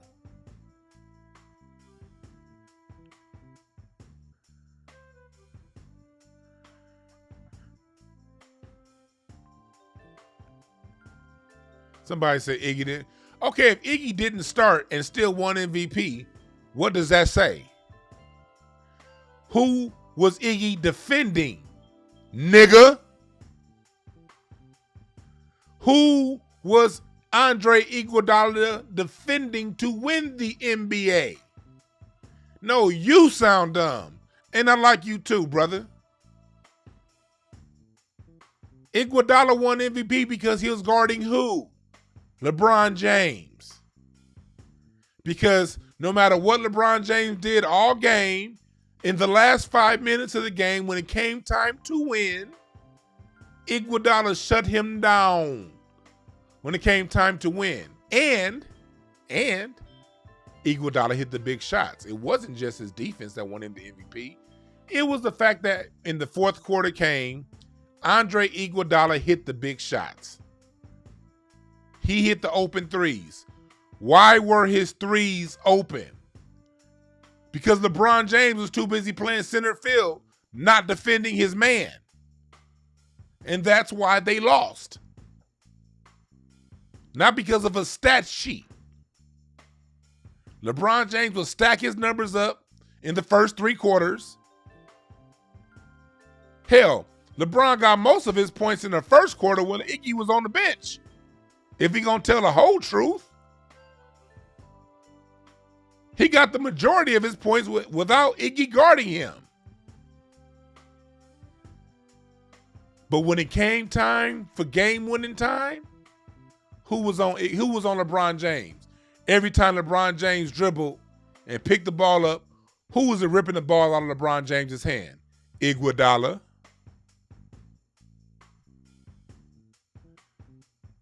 It's so easy to go at these LeBron fans because these LeBron fans, they're out for whatever reason. I don't know if they watch basketball, but they definitely watch the highlight shows after the game.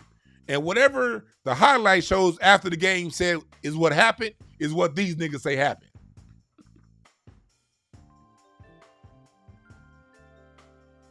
Iggy definitely deserved the MVP because for anybody who knows basketball, like I said, the game ain't about stats, it's about performance. And that's what, and going back to what I was talking about Kwame Brown. Kwame Brown did a lot of great things that don't reflect to numbers. Great defense don't have a number attached to it. Because the minute Iggy would take away LeBron's drive to the basket, LeBron would pass. So there's no there's no stat that you can put in Iggy's column from forcing LeBron James to pass with only 2 minutes left in the game, down by 3. There's no stat for that. You got to actually know basketball to see this shit.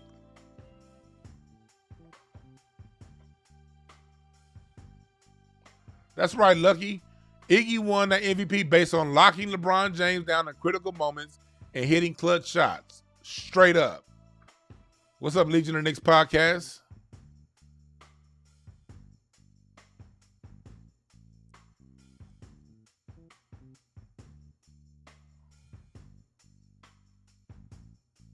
So, in sports, and I remember this. Around 2011. My former co-host of Sports and Things, who shall remain nameless, because I'm at the point now to where I don't want to give that nigga shine. The petty side of me. But you ever have somebody take your shit and see your shit? Y'all started some shit together, then you see your idea on ESPN, on Fox Sports, without you being consulted. And then you got to turn on, every time you turn on ESPN, you got to see this motherfucker who took your shit.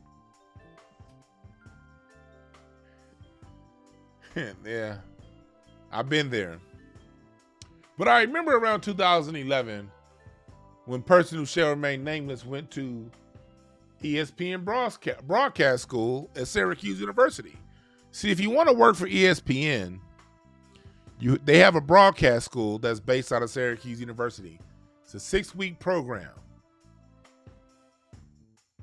that teaches you basically the ins and outs and what you need to do to be an NBA, to be a broadcaster at ESPN.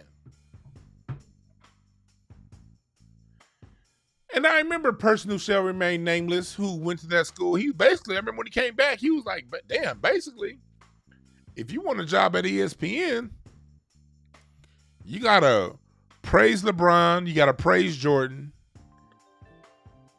and basically shit on everybody else. Because LeBron and Jordan are the cash cows of the NBA, and the way NBA coverage works is everything that the NBA talks about is based on one of these two players. They sell the most shoes." And I remember him saying, shit. I remember homie couldn't stand LeBron James at the time. He was like, well, shit. If praising LeBron James is what it takes to get this job, then shit, I'm going to praise him all day. And now you can see homie on ESPN every now and again on talking and praising LeBron James. Because that's what it takes to get a job there.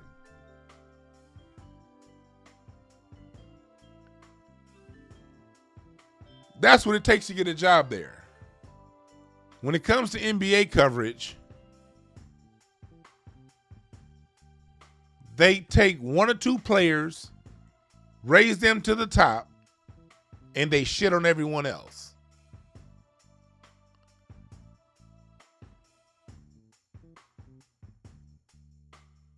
And that's what they do when they talk about these black men. It's the old one nigga rule. They only allow one black person to be great at a time. They don't open the floor for multiple great black talents.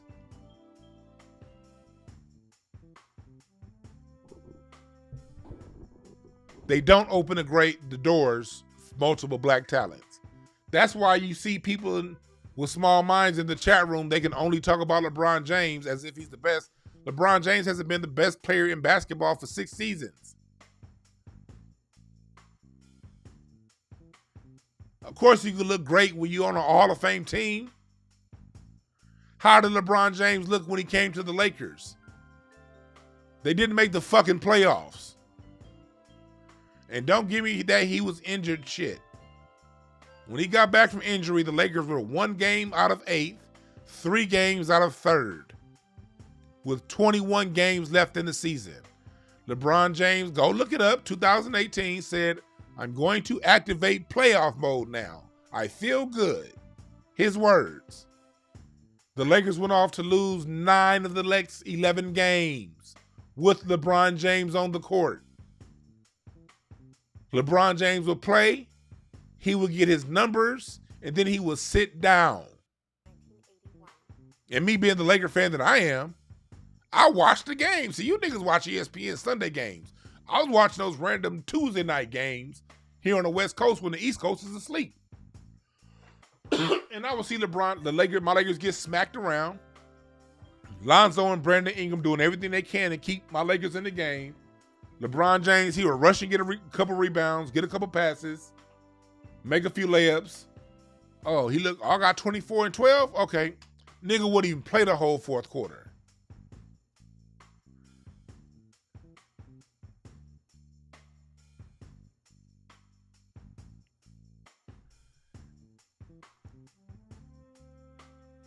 I appreciate the Cash App, Ed Shar. I appreciate that.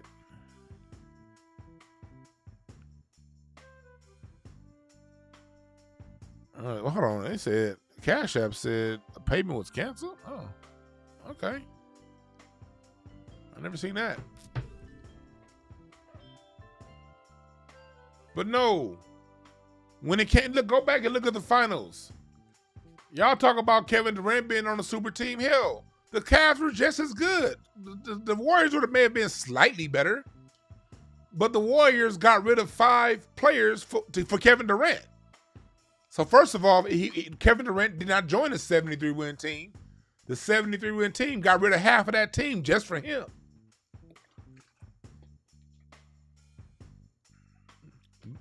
The Warriors got Steph Curry. The Cavs got Kyrie Irving. The Warriors got Draymond Green. The Cavs had Kevin Love, who's a much better player. The same Kevin Love who the year before was getting fucking 50 and 30. It seemed like every other night with Minnesota. What, he just turned bum over the night? No. Cavs had a deeper bench. Richard Jefferson, who was just in the final the year before with the Spurs, coming off the bench. The Cavs matter of fact, the Cavs led the league in scoring that season. And they led the league in three-point shooting percentage. Y'all want to talk about how good the Warriors shoot? Go back to 2017, 2018. Who led the league in three-point shooting percentage? The Cavs. Who led the league in scoring? The Cavs. Because the Cavs had a dope-ass squad too. Somebody said I can't name 5 players better than LeBron. Okay, Kevin Durant, James Harden, Anthony Davis. Boom, yeah, I said it, nigga.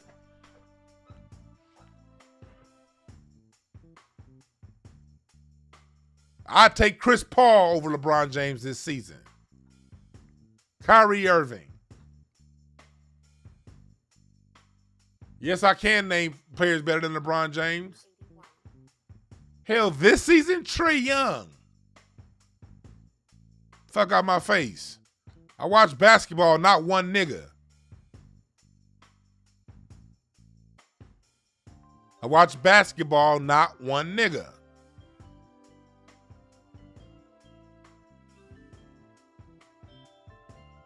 They both had squads.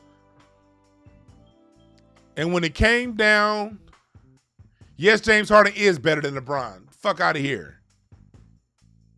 James Harden, this motherfucker was dropping 33 and 13. What the fuck? The teams that James Harden was taking to the playoffs in Houston?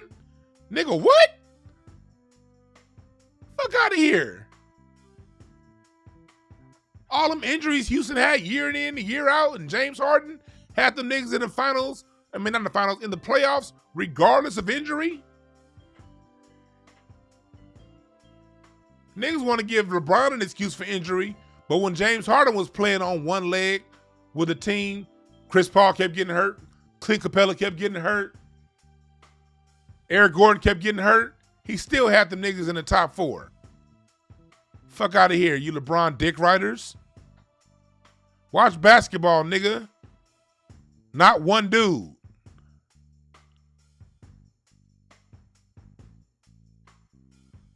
Here we go. See, look, I'm glad this is the reason why I brought it up for the intelligent people in the trash, in the chat room. That's right, Larry. Harden took trash to the playoffs every year.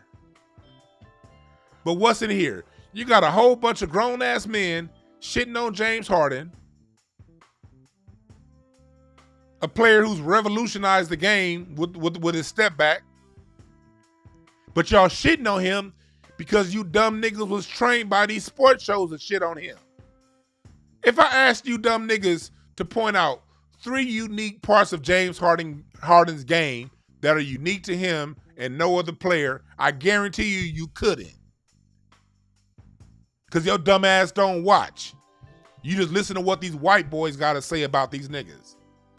And that's exactly what Kwame Brown is talking about. You niggas just repeat what these white boys say. And then they hire other niggas to go and shit on niggas. And so because you've been hearing bitter niggas shit on bitter retired players who miss the attention, shit on current players, your dumb ass think James Harden can't play. When he took fucking the Rockets to the Western Conference Finals in the West with an injured Dwight Howard. When he took the Rockets to the Western Conference Finals with no fucking Chris Paul, who was in and out every other game. And that's another stupid ass comment. Somebody said, we know Harden don't play D.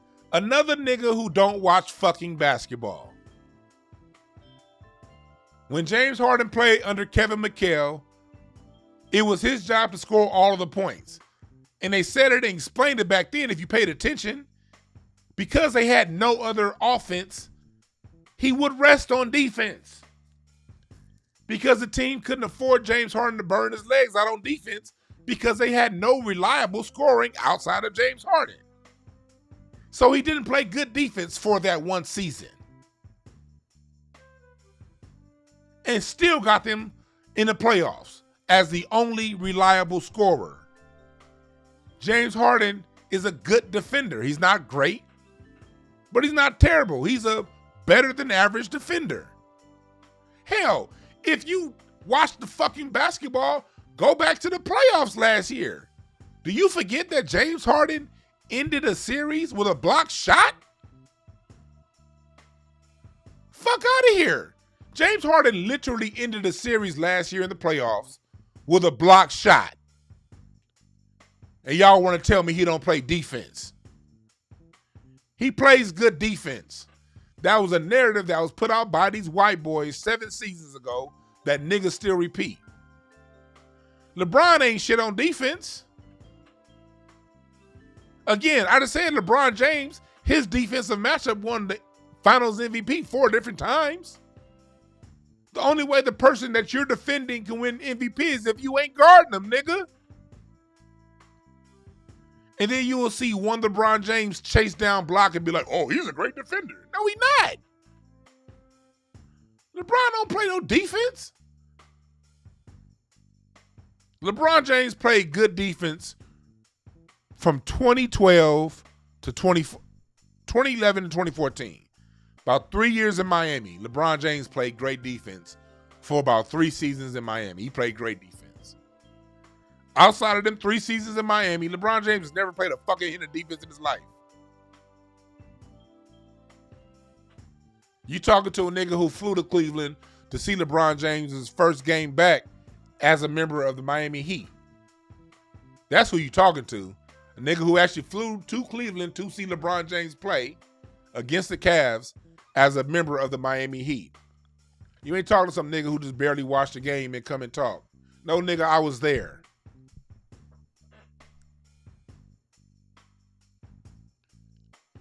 Again, I'm glad we having this conversation because this is what Kwame Brown was talking about. All these sports networks do is bring black men on to shit on other black men.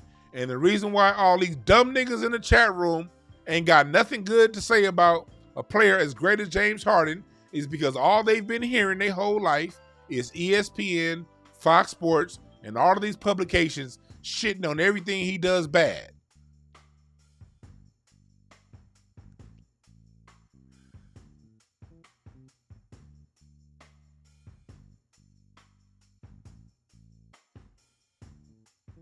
I didn't say I was the only one that watched. I said I watch.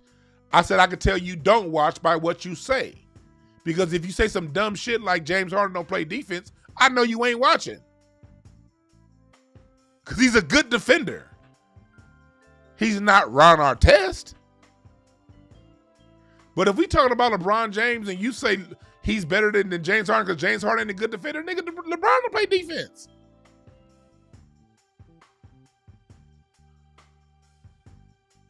And then and here's the thing when it comes down to you emotional beta males.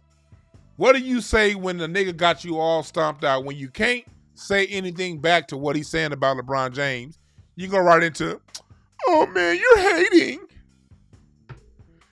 If a man expresses his opinions and has sound reasoning with real life examples to support his reasonings, is that hate or is that a thought based off of logical experience and observation?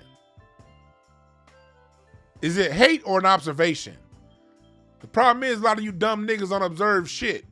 You just listen to these ESPN shows shit on players while they ultra highlight another player and you repeat these narratives.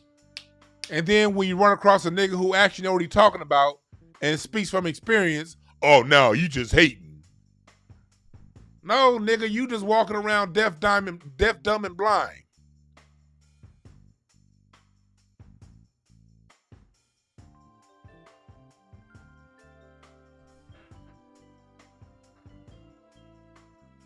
See, look, there again, another. See, look, I preempted this dumb niggas. Didn't I say this what LeBron James say? This comment? Oh, y'all can't read it. I'm gonna highlight this comment. Didn't I say this what they say? Well, Kevin Durant went to a 73-win team. The 73-win team got rid of 6 players for 1. So no, dumb nigga, that's not the 73-win team. And that 73-win team still lost in the finals because its magic was its depth. And when it reached the finals, it did not have its depth because Andrew Bogut got hurt, because Steph was playing hurt, because what's that that hunchback turtle-looking motherfucker who used to play for the Phoenix Suns? Leandro Barbosa started playing like a hoe. Sean Livingston lost his confidence. Draymond Green gets suspended. So they lost their depth and they became vulnerable and lost. One Kevin Durant replaced 6 niggas.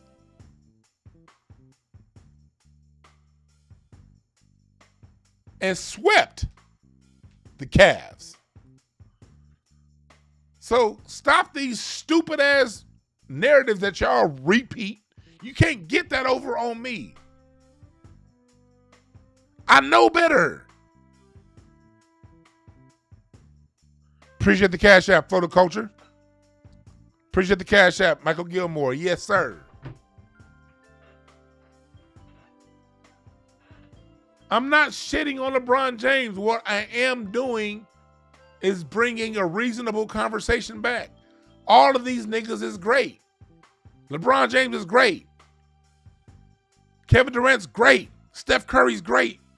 James Harden. Kyrie Irving. That's nothing. Y'all be acting like Kyrie Irving ain't the best one-on-one basketball player in the NBA and hasn't been for the last 5 years. 6 years. But ESPN gets you so focused on one guy and then turn around and shit on everyone else because they don't measure up on the scale that they created off of one guy. You guys don't even understand that LeBron James is a terrible off-the-ball player. He don't like running offense. That nigga will not get a ball up and run an offense to where he's not in control of where the ball goes. When you dominate the ball the way he does, the way James Harden did when James Harden was in D'Antoni or anybody under D'Antoni, where you talk about Nash, Harden, anybody who runs a high screen and roll system is guaranteed to have big numbers because the ball is in your hand every time. When that screen is set, you now have the option of putting up for the mid-range jumper if it's open. If they're backing off, if the defense is playing up, you can go to the basket. If they double you off the screen, now you have a wide open player somewhere else on the court. So either way it go, you're going to either get a point or an assist 70% of the time when your offense is high screen and roll. So you got these dumb niggas who don't watch basketball, who don't know basketball, who've never designed a play to score a point, going around saying this player is better than that player because of the numbers that they put up. Not understanding that if a player plays in a system where the ball is decentralized, say like the triangle off offense, nobody's going to average 10 assists. Because the whole point of the offense is to throw the ball down into the pinch post and read and make the pass and make the play that's best suited for each individual play. So sometimes the play is going to come off of a pass from Robert Horry to an open Derek Fisher. Other times it's going to come off the hockey assist. Kobe throws it down into Gasol. Gasol throws it back to Kobe. Kobe dribbles the ball to the corner because he knows two defenders are coming. He gets the mismatch, two defenders on one. He passes it to the corner. We see the defenders there, but the open person is going to be under the basket off the hockey assist because Kobe brought the defense his way. He swung the ball the opposite direction, threw it down to the post for an open dunk. Yes, the person in the corner got the assist, but they're not the person that's most responsible for the open play, because the person that's responsible for the open play is the person who originally made the defense imbalanced. It's the reason why Jordan doesn't have a bunch of assists, because of the type system that he played in. All that plays a factor into the numbers, but these sports shows don't talk about these other things that go into the numbers. They just want to push a narrative. And when you understand the fact that LeBron James had $100 million before he ever picked up a basketball, they have a lot of money vested in you dumb niggas believing everything that they have to say about him. We got $100 million invested in this nigga. So these other players who are better now, they're going to have to wait, because we got some shoes to sell you, partner. Understand basketball. Hell, if Carmelo Anthony got drafted by Detroit, think about it if the Detroit Pistons drafted Carmelo instead of Darko with that team. Carmelo would have had probably 4 championships in his first 6 seasons. And we'd be having a totally different conversation.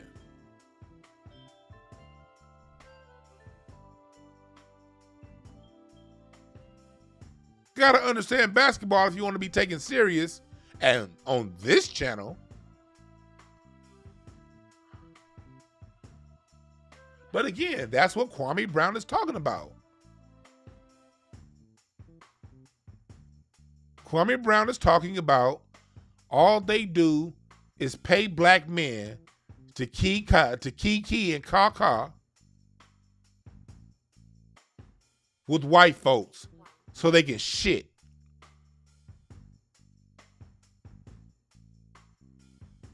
On other black men.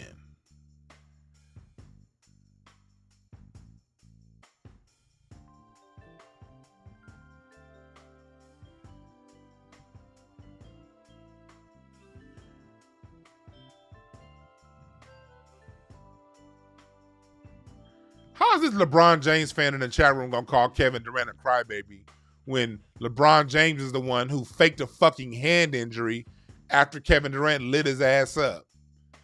Y'all remember when LeBron James had that fake ass hand wrap after Kevin Durant waxed his ass in the finals? Only for like 2 days later, a video to come out showing LeBron James doing push-ups on that same hand the same day his hand was wrapped.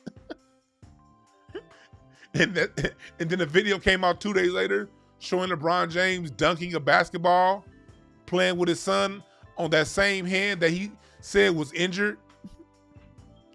After he picked up his man purse and didn't want to answer, after Kevin Durant waxed his ass. That's the thing. Y'all let these sorry ass, funky ass white boys dictate your opinions about these black men.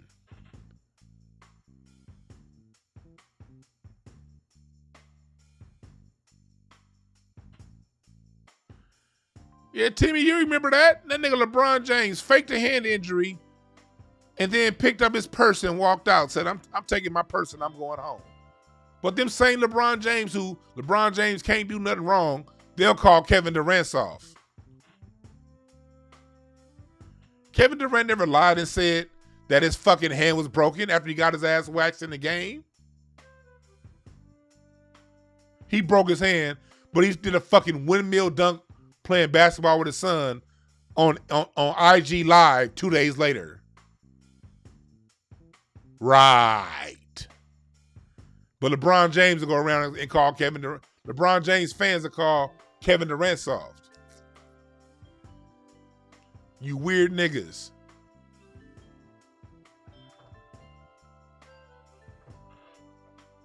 Same thing. But look, let's go in talking about Luka. Let's go in talking about Luka. Luka Doncic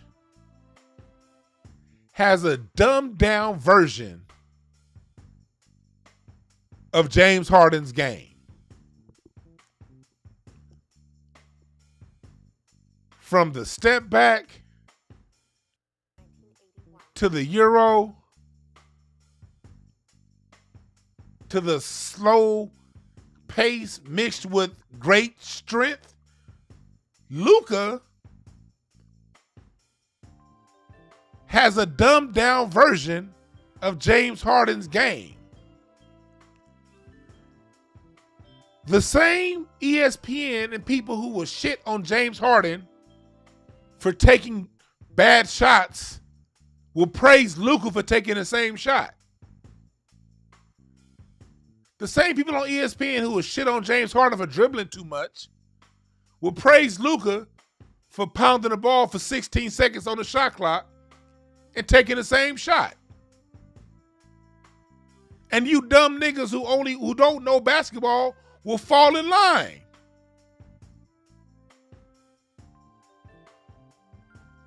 To make it even worse, Luka, we talk about not playing defense. Whoa.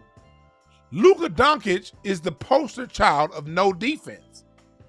He's literally never played defense since he's been in the NBA. He's not required to because the white media won't point it out to motherfuckers. If you want to talk about not playing defense, let's start and end with Luka Doncic. And you're right. Trae Young is better than Luka. That little El DeBarge looking motherfucker. 5 inches shorter. Team ain't as good. Doing everything Luka's doing. But since he isn't a European or an international black person, they just totally ignore Trae Young.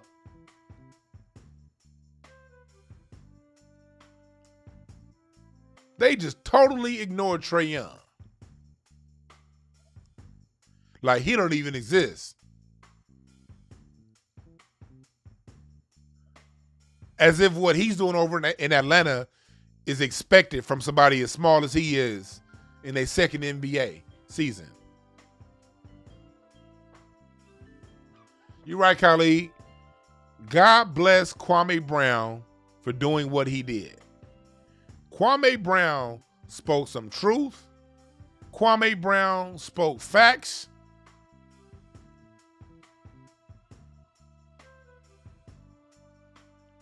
He told y'all how these people pay these niggas to shit on brothers. And they do.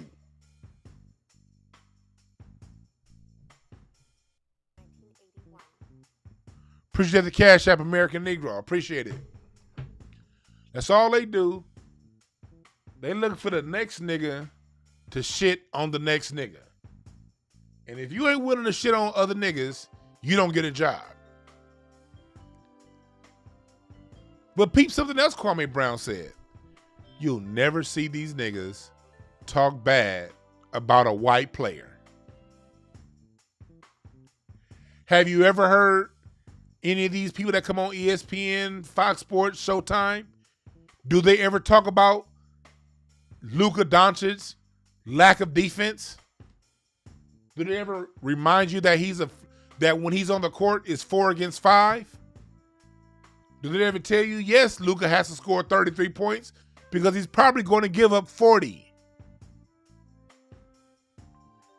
do they point out to you that the same thing that when they were paid to shit on James Harden for dribbling too much and taking bad shots, do they point out to you that the same shots that they praised Luka for taking, Luka learned that shit from watching James Harden?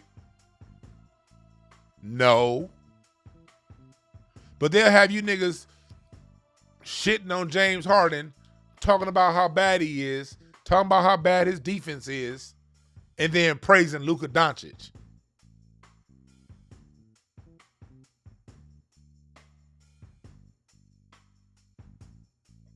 You're right, Willie. These niggas don't, when it comes to football, they don't say anything negative about Tom Brady.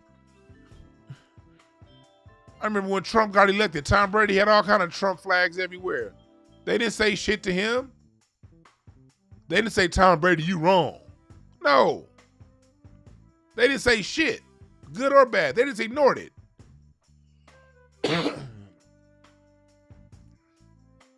They didn't say shit when the owner of the Patriots got caught in that brothel with underage sex slaves in Florida. Look it up. The owner of the Patriots got caught in a brothel with underage sex workers. It got reported, but them niggas didn't have nothing bad to say about him, Robert Kraft, and they swept it under the rug and moved on. But then the minute a black athlete does something out of line, come on, brother, man. We got to do better. If we want the white folks to listen to us, my brother, you can't be going in a nigga. Lou Williams went and got some strip club wings last year. They treated Lou Williams like they called him anything other than a child of God. What you doing, brother? Going to get wings. We as black men, we got to be examples for the youth, my brother. The people, the youth, they look up to us.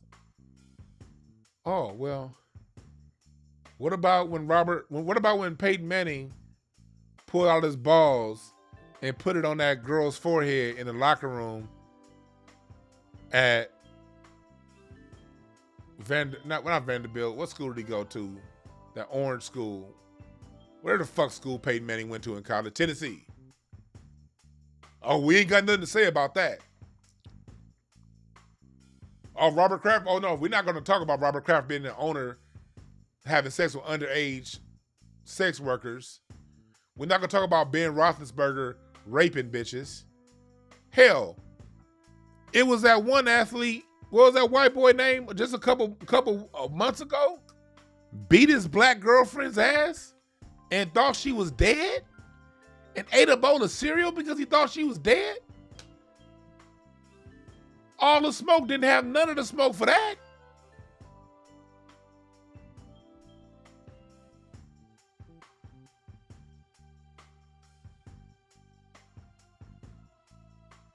White boys stay fucking up in sports.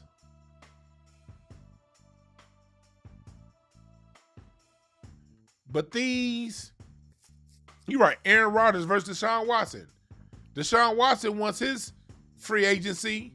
They come up with these trumped up rape, sexual harassment charges by the same lawyer who's next door neighbors with the Houston Texans owner.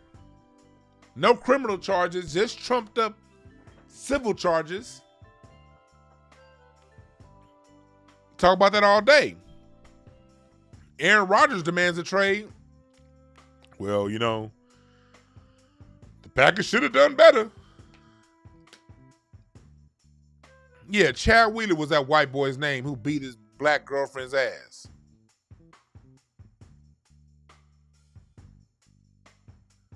You're right, they like to bring up Mike Vick.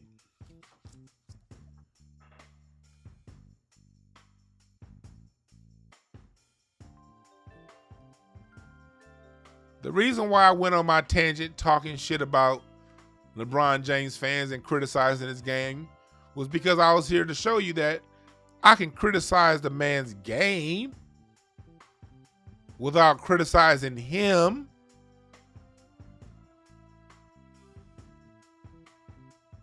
I like the fact that LeBron James wants to speak out. I remember he's been having to delete tweets. I believe LeBron James has a consciousness about him. But because he's under shoe contracts and NBA contracts and all kinds of personality clauses in each one of those contracts that he signs, he can't say what he wants to say. I like the fact that LeBron James can come to the team and get every player involved. I like the fact that he's had the longevity that he's had. He's had a particularly injury-free career. LeBron James is greatness personified at what he does. I'm just here to say, hell, he's no longer the best. All I'm saying is he's not the best in the league anymore. And that was proven on the court. When Kevin Durant snatched his soul in his own building from 30 feet in his face. Bucket. You can talk about the game and be critical of the game and not shit on other players. But what I won't do is listen to a whole bunch of niggas talking about, man, you just hating. No, we got to get past that, black men. We have to be able to express our opinions. And when you express your opinion, have factual evidence, factual substantive things to back up what you're saying. And then now it's on me to either agree, disagree, or be neutral. But I'm not going to call you a hater because you see it different than me. I'm just going to say, hey, damn, that person gave a compelling argument. I'm not, hey, now this may still be my preference over that, but I'm not going to call you a hater because I understand that you have your own mind.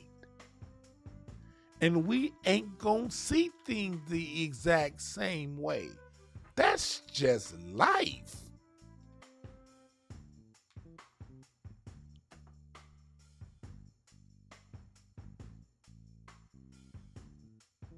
We have to be able to see beyond what we're told.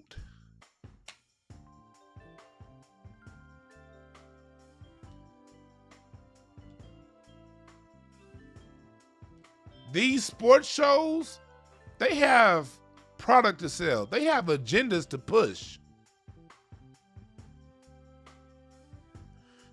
Benjamin Foe said Brett Favre would be proud of Up in Smoke. Right. You're right. Brett Favre basically came out showing how where he's from, Mississippi, you just couldn't put two and two together and assume that he racist. But Brett Favre came out and flat out said it. I don't know what all this, the killing was justified. Ain't none of these niggas have anything to say about Brett Favre. But then shit on another nigga just because he wasn't as good as other people thought he would one day be in the NBA. That ain't the most ass backward self-hating nigga shit.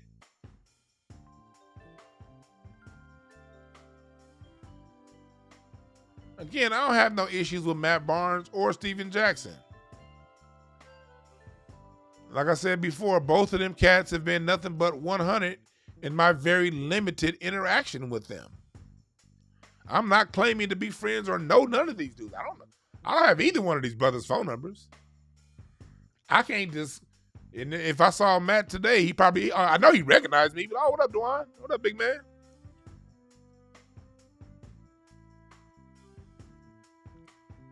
Matt was a great father. I used to see every day.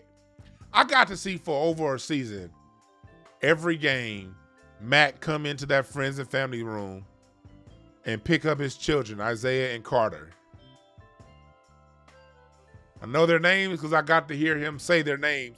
The little boys used to run around the friends and family room along with Chris Paul's son, making all kinds of noise. And me and Larry, y'all see Larry here in the chat room? I don't know if Larry left. But me and Larry be sitting up in that friends and family room high as hell, laughing at Isaiah and Carter and little Chris Paul run around. And I got to see Matt every game come up to his children and how his children reacted to him. I know how good a parent is just based on how they children react. Them children love Matt.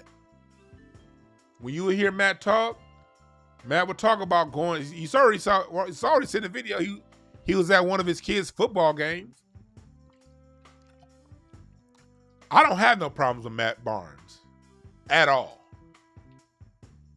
I knew Gloria. Gloria was cool.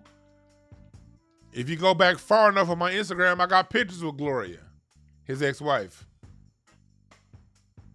If you go back far enough on my Instagram, gotta go way back, but I got pictures with Gloria. I've hung out with her before. I don't got no issues with none of these niggas. But being in that environment as long as I have, I'm telling you, you better listen to what that boy Kwame is saying. The couple times I was around Kwame, we never exchanged words. He seemed pretty quiet. Now I see why he was so quiet.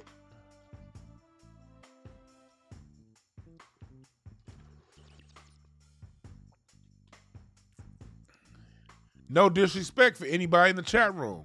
Y'all know me, I'ma talk shit. When I was calling people dumb motherfuckers, I wasn't to any one person individual. I'm calling the mindsets a bunch of dumb shit. Don't take it personal. Please don't take it personal. I ain't got nothing but love for you, partner. Everybody in here, even you dumb niggas I disagree with. I'm gonna talk shit, man. And that's why I don't mind the All the Smoke podcast. Look, Matt, Stack, y'all gonna talk y'all shit. Nigga, stand on it. Don't talk shit then be like, I don't know what you talking about. No, you was for a couple weeks in a row now, y'all was kind of, throwing shots. I'm not gonna get mad at the man because he defends himself. Kwame's defending himself. We as people, you can't tell someone how to defend themselves.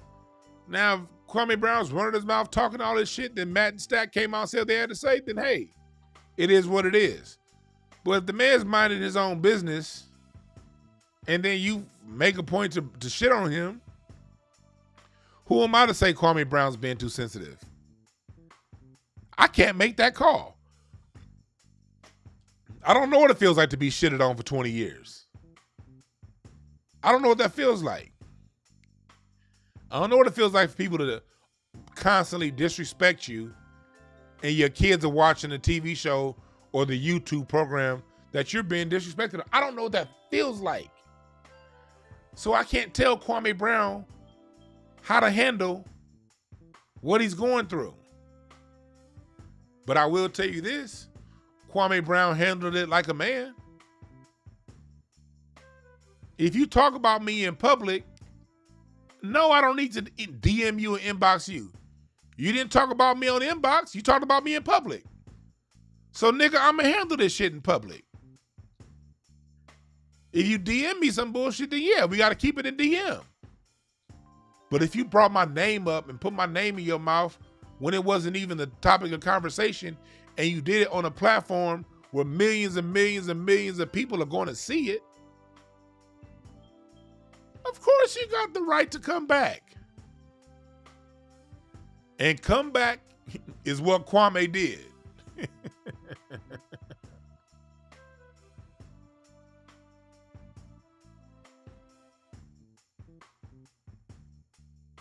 He came back all right. He stood up for himself, and he stood up in a major way. And this isn't Kwame's first time. I remember it was something, I can't even remember. It was some incident that happened maybe a year, maybe 2 years ago, where Kwame had to come up and stand up for himself. And he said some real shit. I forgot what that incident was.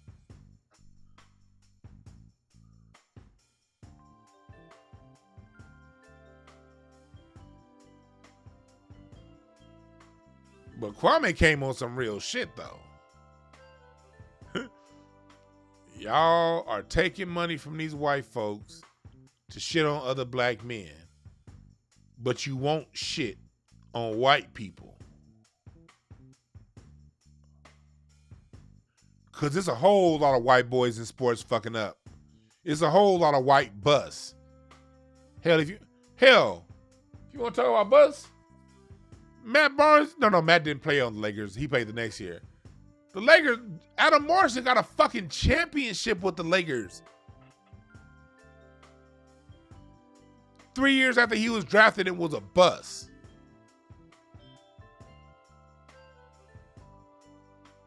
Got a fucking championship on the end of the bench and then never played another NBA game after that.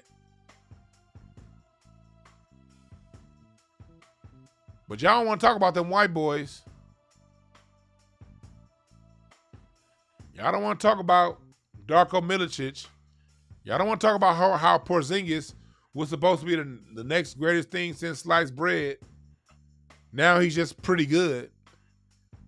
As much as they pump up Europeans to be the next great big thing, the only one who ever panned out was Dirt and the Whiskey and Pau Gasol later on. But every year we got to hear about some new great European phenomenon or new great Chinese phenomenon. And then they get to the NBA and they ain't shit.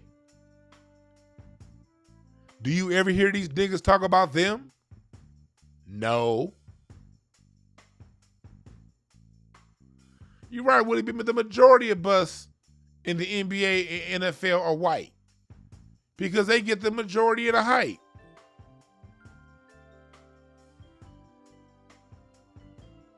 What was that white boy that was supposed to be really good with them long-ass arms out of college?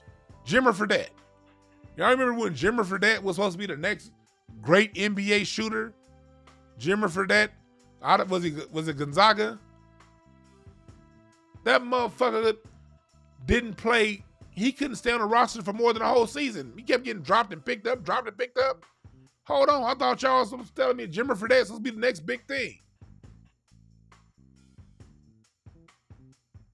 They're trying to all lives matter Jokic and give him the MVP, changing the rules.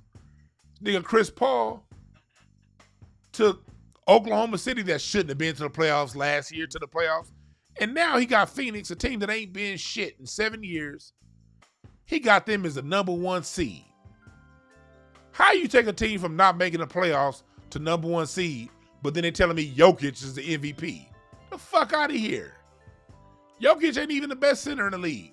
Embiid is. But they put all that attention on Jokic. They show you everything he does right. They don't criticize no parts of his game. They don't tell you that he's too slow to be on the court when another team decides to get his fast-paced offenses in, and the way to beat Denver is to neutralize Jokic through running the court because he's not going to run the court defensively. He's a pretty decent on-the-ball, solid low-post defender when the other team is running half-court offense. But when the other team decides to get out and run, Jokic goes from being a good player to a liability because the team is playing 4-on-5 on defense. They won't tell you that shit because that will be downing a white player.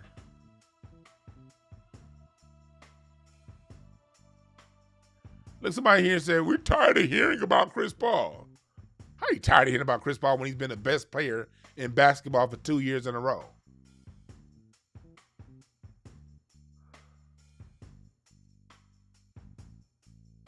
But they won't talk to you about how Chris Paul is probably the deadliest shooter from 15 feet we've ever seen in the NBA. Get him off that screen, give him a half-inch of space from 13 to 17 feet. It's a guaranteed fucking bucket. How everywhere he goes, he makes everyone around him better. He made the New Orleans Hornets relevant. He made the Clippers relevant. See, people forget how disastrously horrible the Clippers were their whole franchise history. I'm from LA. We never took the Clippers serious. The Clippers would make the playoffs once a decade, and when they would make the playoffs, it would be a novelty. We knew they weren't going to fucking win a game once they got there. Chris Paul come now, they're perennial a playoff team. And people talking about them winning a championship and not flinching like that's some normal shit.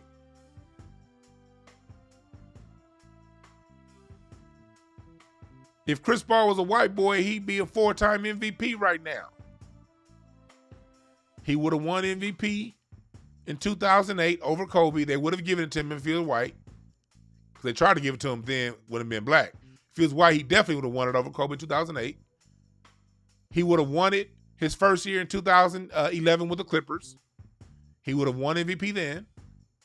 And he would have won last year MVP with Oklahoma City. And he win MVP this year. Chris Paul would easily be a 4-time MVP if he was white. Or if he was black from Europe. If he wasn't from North Carolina, if Chris Paul's from Nigeria or England or France, he'd be at least a 2 or 3-time MVP. If he was white, he'd be a 4-time MVP. But if he was from France, Germany, he'd be a 2 or 3-time MVP. Facts.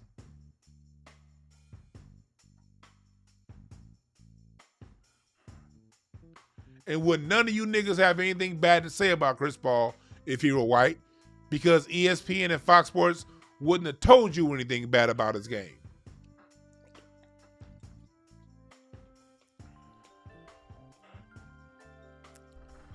Listen to what the essence of what Kwame Brown is saying in these videos. Listen to the essence of what Kwame Brown is saying in these videos. Listen to the essence of what Kwame Brown is saying in these videos. Stop taking these white boys' money to shit on other black men.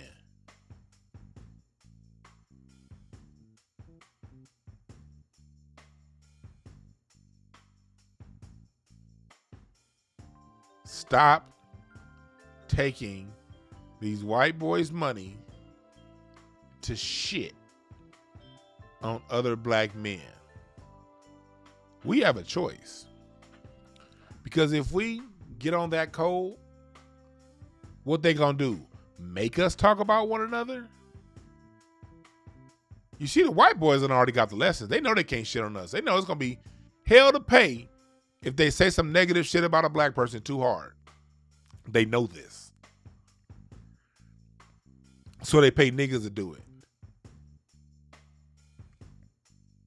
And most niggas aren't conscious. Niggas just having a good time, having fun. I don't personally think Steven Jackson and Matt Barnes are consciously doing this. This is just behavior that we've been taught. From the slave fields that perpetuates itself through now. I think it's a very unconscious thing that they're doing. I think they're just going along with the flow. Like I said before, I don't think Stack Jack and Matt have malicious intent. But since they put it out there, Kwame Brown was justified in what he said, and what he said holds weight, regardless of whether or not you think he was a bust or not.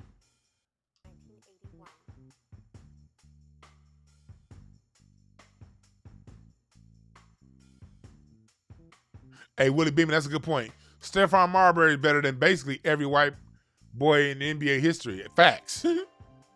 So only white boy I'll take over Stephon Marbury at point guard is probably John Stockton.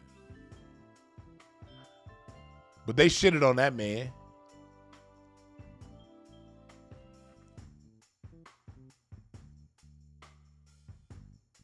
They shit on black players.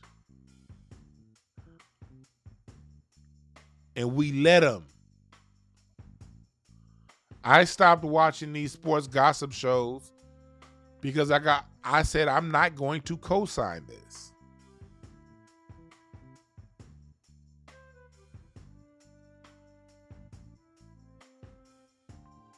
I'm not going to give my attention and ratings to watch a bunch of jackasses down black men and laugh and marginalize black men. And I used to watch everything ESPN from the 90s through 2012-ish, 2011-ish.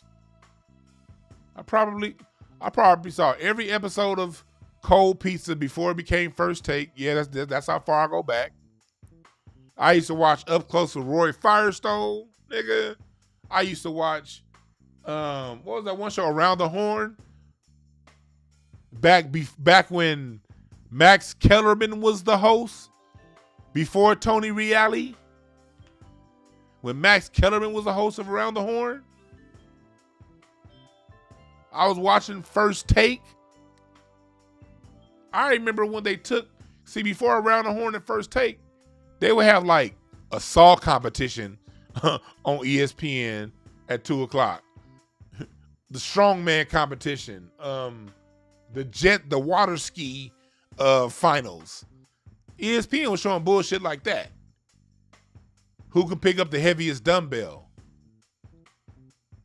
And then they started bringing in those shows like First Take, Around the Horn, in the early 2000s after Disney bought them. And I watched all that shit. But I started noticing these niggas they only shit on us. They only shit on us. I've never heard them say anything bad about Roger Clemens. They ain't said nothing bad about Kurt Busch. They ain't said nothing bad about Greg Maddux. They ain't said nothing bad about John Elway, about Joe Montana, about Peyton Manning. Peyton Manning just put his balls on a bitch's forehead. They ain't said shit about that. But they want to talk about Pac-Man Jones all day. They ain't said shit about none of this stuff. So I backed off well over 10 years ago from watching this shit. Yeah, positive influence. Inside Stuff was a shit. But Inside Stuff wasn't negative. Inside Stuff, back in the day, they used to only profile the good side of an athlete. They didn't really shit on nobody. Yeah, Michael Wilbon was solid back in the day.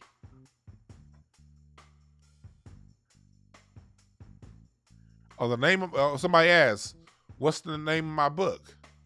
I am so glad you asked. Name of my book, No Time to Waste, a self-motivation guidebook. Get yours. It is in my link tree right now in the comment section. Buy your copy of my book, No Time to Waste. And for those of you who want the funk on the drums, you got to get my live drum sample packs. Enter the code FUNK1, FUNK1, for a 20% discount on my live drum sample packs. That's also on my link tree in the description bar. Get the book. Get the funk.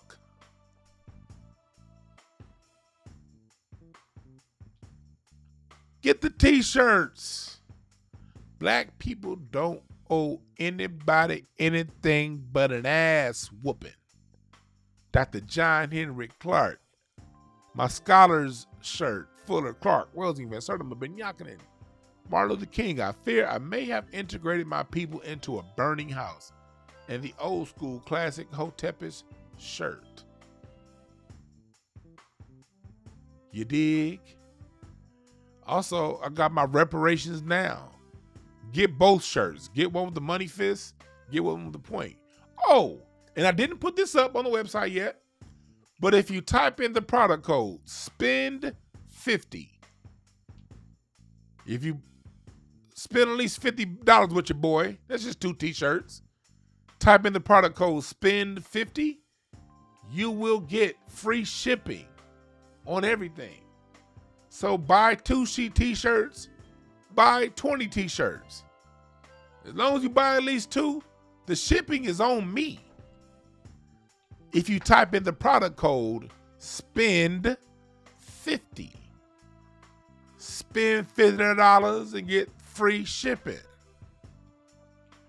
Space Age, I've had Freeze Love on this show 3 times. Thank you for the suggestion. I will get my brother Freeze back. But in the meantime, if you want to see Freeze on this show, go and check the archives. You'll see him on the show 2 different times. He was on this past December, and he was on sometime earlier last year in 2020 also. Yes. I will get Freeze back, though. I love that nigga Freeze Love, man. Good brother. I got a few people I got to get back on the show. Shit, every time I see Big Jai, I tell him we talk about doing this show, but I don't be hitting him back. I be doing this shit solo bolo. I got to get Dr. Short back. Oh, there's nothing. Me and Dr. Randy Short, we will have a buck-breaking movie breakdown. I'm just trying to figure out when we're going to do it. I want more of you guys to see Buck Breaking, but I'm going to do 2 breakdowns on the movie Buck Breaking. I'm going to do one by myself, and I'm going to do another one with Dr. Randy Short, who was in the groundbreaking documentary Buck Breaking. But yeah, I'm about to get up out here. You're right, Buster Brown. Kwame Brown took no prisoners. Thank you for the person, Mike Check. Thank you for buying the book. I appreciate that. I appreciate that. Thank you, Dr. Senator. Spend 50, 50. My bad. Thank you for the clarification. Spend 50. SPEND, the number 50. Spend 50. And as long as you spend at least $50, every other thing that you buy is free shipping. So get it all at once. Get your coffee mug, get all the Hotepish t-shirts, line of t-shirts if you don't have it. Let everybody know how black first that you are.